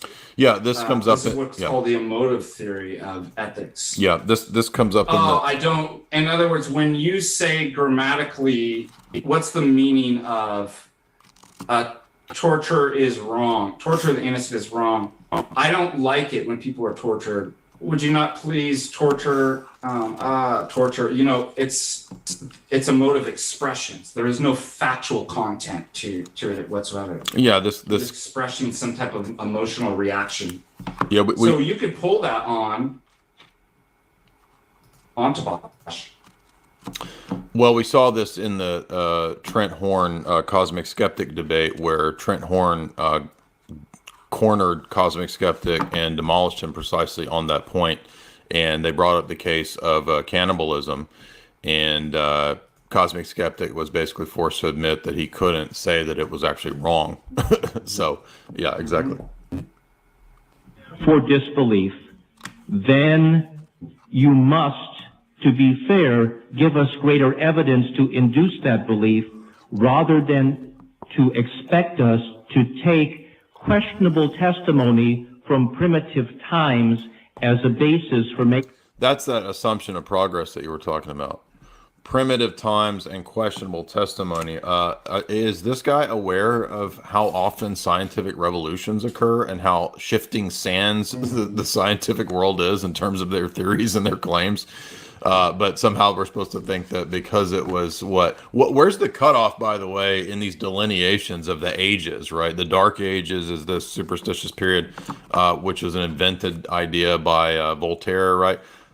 Where is the exact scientific delineation of the superstitious period? This is all bullshit. For making a judgment about the nature of eternity. And so I would say that not only is there no evidence, but that the Christian concept of God is a immoral monster for positing such eternal punishment for understandable lack of belief. If I am now, basically, Tabash is expressing that he doesn't like it. All right, this is not really an argument. I mean, he's trying to say that it's just not fair. But what is your presupposition of fairness, right? On what grounds are you going to decide what is and isn't fair? It seems to me that that's going to be determined by your paradigm, the worldview that you come from. Now, if atheism is true, there's not a basis to say that anything is unfair. Things just are, right? There's nothing that's fair or unfair. They just are. I am sincerely wrong. After I die, God should say, well, Eddie, you blew it, but it's understandable. I didn't give you much to go on. So you still get to avoid the barbecue pit.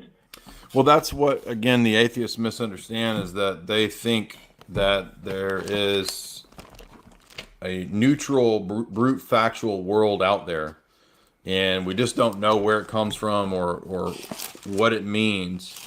And so therefore there's not really any significant evidence of God, because all the evidence ever has been is Aquinas' 5 proofs. And since those are not very good arguments, there's just not really evidence for God or first cause of the universe.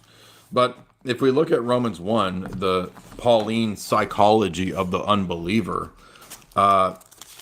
it's amazing that I'm not saying this makes the Bible true, but it's interesting that Paul's psychological analysis of the unbeliever is the perfect description of Tabash, right? Because how does Paul characterize unbelief in Romans 1? Is it a lack of facts and evidence? No, it's an anger that's deep-seated in the heart of hearts to suppress the truth and reject the true God that every man knows in his heart of hearts exists because he's fallen. So isn't it interesting that... And you know what was interesting? Yep. If you remember my discussion with Dr. Josh Rasmussen, and he was kind of going and giving, a really moving kind of testimonial of like when he was kind of an atheist. But he couched it in terms of kind of this evidence. And he is kind of an evidentialist. Oh, I remember that, yeah. That, it really wasn't... it was more kind of intellectual. I really don't think I was in rebellion or. I forgot that part. Yeah, I wasn't suppressing the truth. That wasn't me. Yeah. The thing is, when you read St. Isaac the Syrian on Knowledge from Justin Popovich, and it talks about that us being away from God. We do suppress. We don't see things correctly. So It's not like, you being away from God have insight and introspection and whether you're even suppressing or not. Right. So, an eyewitness first person report, I wasn't suppressing, doesn't do anything for me. Yeah. We have to reorient, right? The whole paradigm gets question. Yeah. Our whole paradigm and how we interpret even our own psychology gets reoriented by revelation. Paul says, "For I am not ashamed of the spiritual virtues." Yeah. Yeah, I'm not ashamed of the gospel of Christ. It is the power of God for salvation to everyone who believes, to the Jew first, and also to the Greek. For by it the righteousness of God is revealed from faith to faith. For as it is written, the just shall live by faith. God's wrath is revealed from heaven against all ungodliness and unrighteousness of men who suppress the truth in unrighteousness, because what may be known of God is evident in them. God has shown it to them. He's talking about the entire pagan world universally. For since the creation of the world, God's invisible attributes are clearly seen, being understood by the things that are made, even his eternal power and Godhead. And thus there is no one without excuse, right? Because although they knew God, they did not glorify him as God, nor were they thankful, but they became futile in their hearts, and their foolish hearts were darkened. Professing to be wise, they became fools. Pagan wisdom is foolishness. It's not wisdom. They exchanged the glory of the uncorruptible God into the image of four-footed corruptible man, beasts, birds, right? Idolatry, creeping things. Therefore, God gave them over to the lust of their hearts, etc. So the point Paul's making is just that the Romans 1 is not a treatise on natural theology and how to do Aristotelian syllogisms. It's a treatise on the fact that there is a direct intuitive revelation of God to every human being in their heart of hearts, aka their nous. And because of the fall, it's suppressed, it's forgotten, and it's rebelled against. And that's why it takes grace to be saved. Well, hold on, Jay. You're telling me that Paul wasn't saying that by all men, toddlers do the cosmological Kalam argument? Right. Right. Exactly. Paul's saying that if a toddler, or if a 5-year-old would just reason properly and think clearly, he would work his way through a S4 modal syllogism to come to the existence of some supreme force or essence.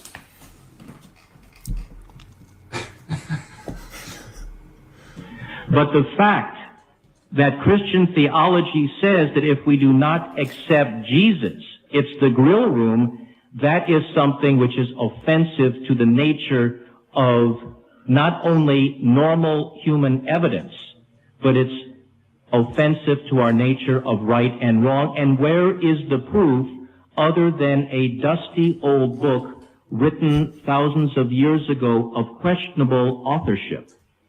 Now, the argument is that...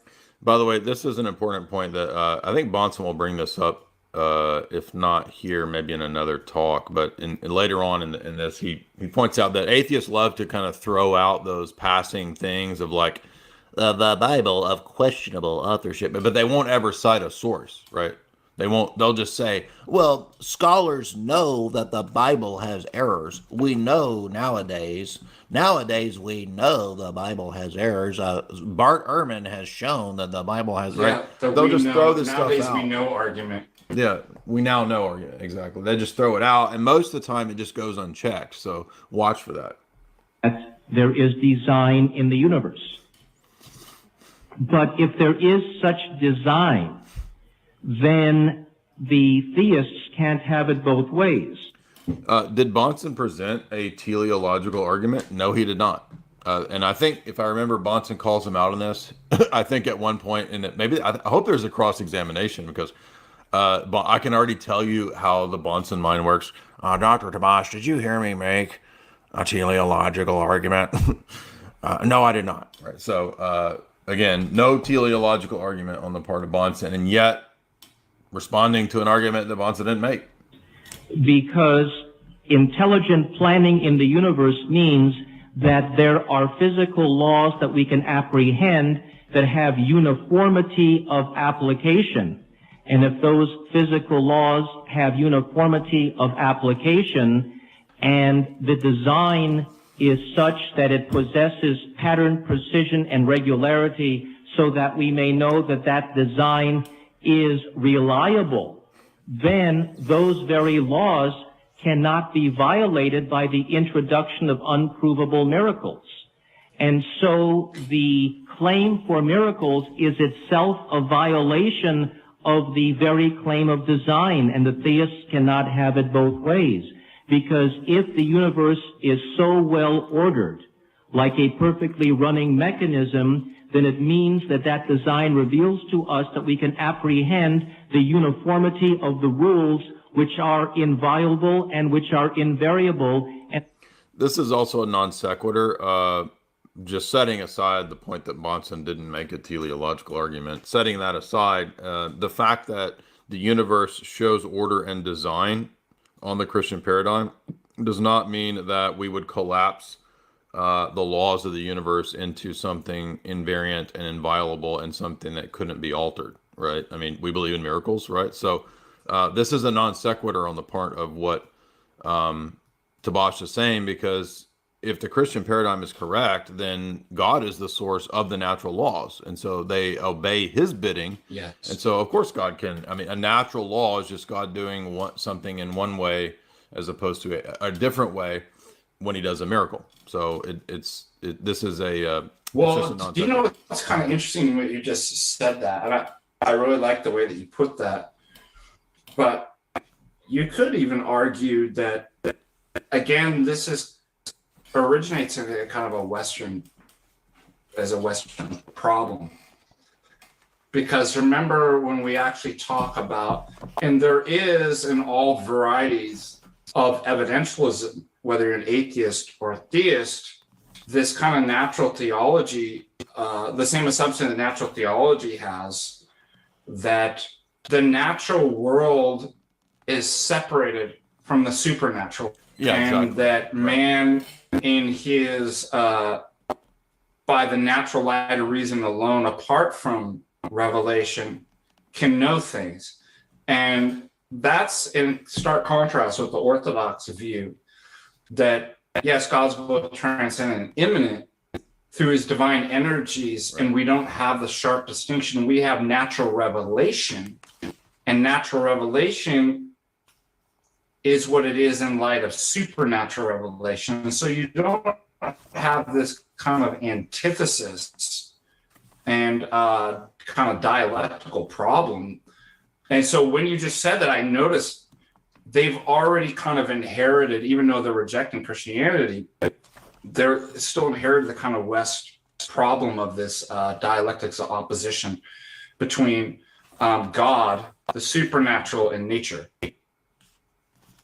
Yeah, on page 149, St. Justin Popovich says, question, and he's affirming the theory of knowledge of Isaac the Syrian. What is knowledge? Answer, the perception of eternal life. What is eternal life? The perception of all things in God. So that's why I keep saying and stressing that the logi is the meaning of the natural order. This is directly from both St. Isaac and St. Maximus. So what we're perceiving in the natural world ultimately has its meaning in the Logos, who is the medium of the natural world. The natural world came into being through the Logos, from the Father, through the Son, in the Spirit. And so therefore it's going to bear the stamp of the triune God who created it. Thus, we can't accept the Thomistic doctrine of natural theology. It's just that simple. If you believe in the Trinity and that creation happened through the Trinity, doesn't Paul say that the whole created order exists from the Son, through the Son, and for the Son? Yes. In fact, Paul even says that the Logos keeps everything in being. I mean, being itself subsists because the Logos keeps it in being, according to St. Paul. And thus the very claim of miracle violates that principle of design and uniformity. And that would tend to show that if a God exists, it is not the God of Christian. The uniformity of nature, again, is going to be interpreted in the Christian paradigm as the uniformity of nature according to God's design and order. So that doesn't mean that God can't step into time and space, that God can't incarnate, that God can't do a miracle, because he seems to think that the uniformity of nature is an ironclad law that would bind God. It's very bizarre. But he's got it backwards. The uniformity of nature is because God created the world to have those properties and principles and regularities. Christianity or Orthodox Judaism or Islam. It is not the invisible male deity in the sky that gets a temper tantrum every time you don't worship him in the right modality. It would show that that deity is more or less the pantheistic concept as articulated by Spinoza, which is a being that is a prisoner of and subject to its own laws. It means that the God force is as much a subject of its laws as we are, because the uniformity and design of the universe reveals laws that are predictable and immutable and that do not get altered. Also, when I was 5 years old and the rabbis were teaching me about God's parting the Red Sea, my first impulse was to become quite jealous. I was jealous because it meant that my ancient forebears got a chance to see direct proof of something which I was being denied. They had the opportunity to witness a miraculous event directly, and I was being denied that opportunity because miracles no longer happened. And I told the rabbis that if we could go to the Santa Monica beach and see God part the Pacific Ocean in a miraculous fashion, that would induce belief. And why is it that we must rely on a book written, I guess, altogether somewhere between 1350 BC and maybe when everybody got it together about 250 AD, which wasn't even in its initial codified form until 325 in the Council of Nicaea, where even the book of Luke, as I understand it, only made it into the Gospels by one vote, and other books were discarded. So if we have a book that took about 1,400 years to put together of dubious authorship at a time without word processors, without reliable testimony. By the way, just throwing these claims out, what is the actual proof or evidence, Mr. Evidentialist, of dubious authorship? I mean, he doesn't even cite a second, or he just throws this stuff out like machine gun. Without floppy disks and mag cards to show fidelity to the original texts, without even good Xerox machines, how in the world are we to be expecting that not one word in that book is in error? By the way, that's a straw man, of course. When the atheists do their textual criticism type arguments, most of the time they refer to copyist errors, which nobody denies that there are copyist errors, but 98, 99% of those are errors that relate to later manuscripts being copied in different codices. So this isn't even an objection to the autographa, which is what we would typically say is free from error or is inerrant. And I think Bahnsen actually will cover that. But I'd like to hear who Tabash thinks is the person to prove this. And by the way, there's plenty of scholarship to actually vindicate and point out the veracity of the New Testament text. I did a whole stream on this a couple of years ago, just pointing out the scholarship that notes the amazing amount of attestation to the New Testament in the first several centuries. There's literally no other ancient historical text with the voluminous amounts of attestation from primary and secondary sources that like the Bible. It's pretty amazing, actually, but they don't ever talk about that. They ignore it. Nope. How can we expect not one word in that book is in error? And in the Gospels, we see... By the way, well, if the Christian paradigm is true, then if God can create the world, he can preserve his text from error. I mean, this is an obvious one, right? And I think Bahnsen will call this out. Actually, he will make that point, I think. A few errors and or contradictions. The resurrection. One book says that 2 women went. Oh, by the way, everybody in the chat, if you would, feel free to support us. I'll be splitting these super chats, of course, with Father Deacon tonight for joining me on this review and analysis reaction to the Bahnsen-Tabash debate. To the tomb. Others said 3 women. One book says that the stone was already pulled aside when they got there. The other book says, no, it wasn't. It was pulled aside when they got there. One book says there was an angel outside saying he is risen. The other said there was one man in a white garment inside. The other says, no, there were 2 guys inside. And so if the Bible is absolutely inerrant, there could not be this contradiction. There couldn't be this... By the way, those were some of the weakest examples of so-called textual discrepancies. There's like way better examples of textual discrepancies than those. Those were terrible. Sounds like he... I mean, they didn't and you even expect that in eyewitness testimony. Well, I mean, yeah. Right? And by the way, that's, like you didn't... Like 1 and 2 is not even out of accord because saying that I saw one doesn't exclude the possibility of there also being another angel inside. Exactly. There's all they kinds never of think different, about that. like possibilities there. God of the Old Testament that says, yes, you Jews, you're my people. You are my sons and daughters. You are my chosen people. And then in the book of Thessalonians talking about how the Jews are accursed because of their denial of Jesus and that they are contrary to men.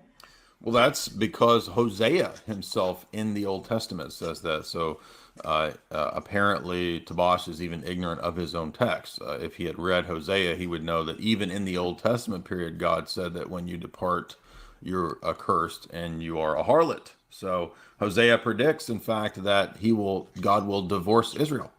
So how is it possible that God divorces Israel and yet is faithful to all the promises of Israel? Well, that's the whole point of the new covenant. That's how, right? There also could not be chapter 7, verse 14 in the book of Isaiah, which says that, in fact, a child will be born not to a virgin, but the original Hebrew Alma is young woman. If they wanted to use the word virgin, they would have said Betullah, not Alma in the original Hebrew, and then to say that his son will be Emmanuel. Well, Jesus' name was not Emmanuel. And the whole chapter of Isaiah was talking about a sign to a king 600 years before. So, in regard to the end section of the Gospel of Mark, and in regard to John 8, we have a whole interview with a New Testament scholar, Dr. James Snap. I can't remember if he's a doctor or not, but go listen to the interview that I did with James Snap. He's a big defender of the Byzantine text, and he covers the issue at the end of the Gospel of Mark and the adulterous woman. Before Jesus was to be born, 600 years before Jesus, a king who was being beset by the kingdom of Israel and a kingdom to the east, and this was a poor king of the kingdom of Judea who was besieged. So, hold up the sign. Yeah. Okay. So the whole point is that not only is the Bible not containing evidence in the physical, rational universe to exhibit its authenticity, it doesn't show internal consistency. And even if it did show internal consistency, that does not mean that its claims of supernaturalism are true. Now, it's true that I can't explain every phenomenon in the universe, but I don't have to. If there is lightning, and I don't necessarily know how that came about, that doesn't mean that the superstition that was my mistake. This offering of somebody from a primitive tribe that says that this is the alligator god who gets angry at the trees, that doesn't mean that that's true. So, by the way, there's the James Snap interview that covers the two textual issues that are usually brought up. The fact that religion is... Oh, man.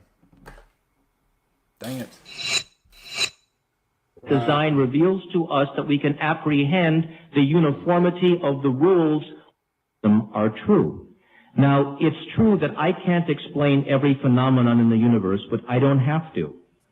If there is lightning, and I don't necessarily know how that came about, that doesn't mean that the superstitious offering of somebody from a primitive tribe that says that this is the alligator god who gets angry at the trees, that doesn't mean that that's true. So the fact that religionists can fabricate myths that explain away as of yet this is it's like they never want to interact with our position, or they choose the worst possible exponents of Christianity, right, with no philosophical training or no metaphysical understanding. That's who they'll usually finger as their best exponents of Christianity, so they can knock down the straw man or the low-hanging fruit, right? This is the modus operandi of like a Ben Shapiro, right? Ben Shapiro will knock down the low-hanging fruit of every 90 IQ college social justice warrior, and whoa, facts and logic, bro. He's like the most genius guy in the world, because he's only debating the dumbest position, right? Again, this is the fallacy, right? So the fact that something is badly argued does not mean that the position is true or false, right? In other words, if I make a bad argument for 2 + 2, if I say, I know that 2 + 2 is 4 because I had a dream last night and it showed, it was revealed to me in my dream that 2 + 2 is 4. Now, that's a bad argument for 2 + 2 equaling 4, but that doesn't mean 2 + 2 doesn't equal 4.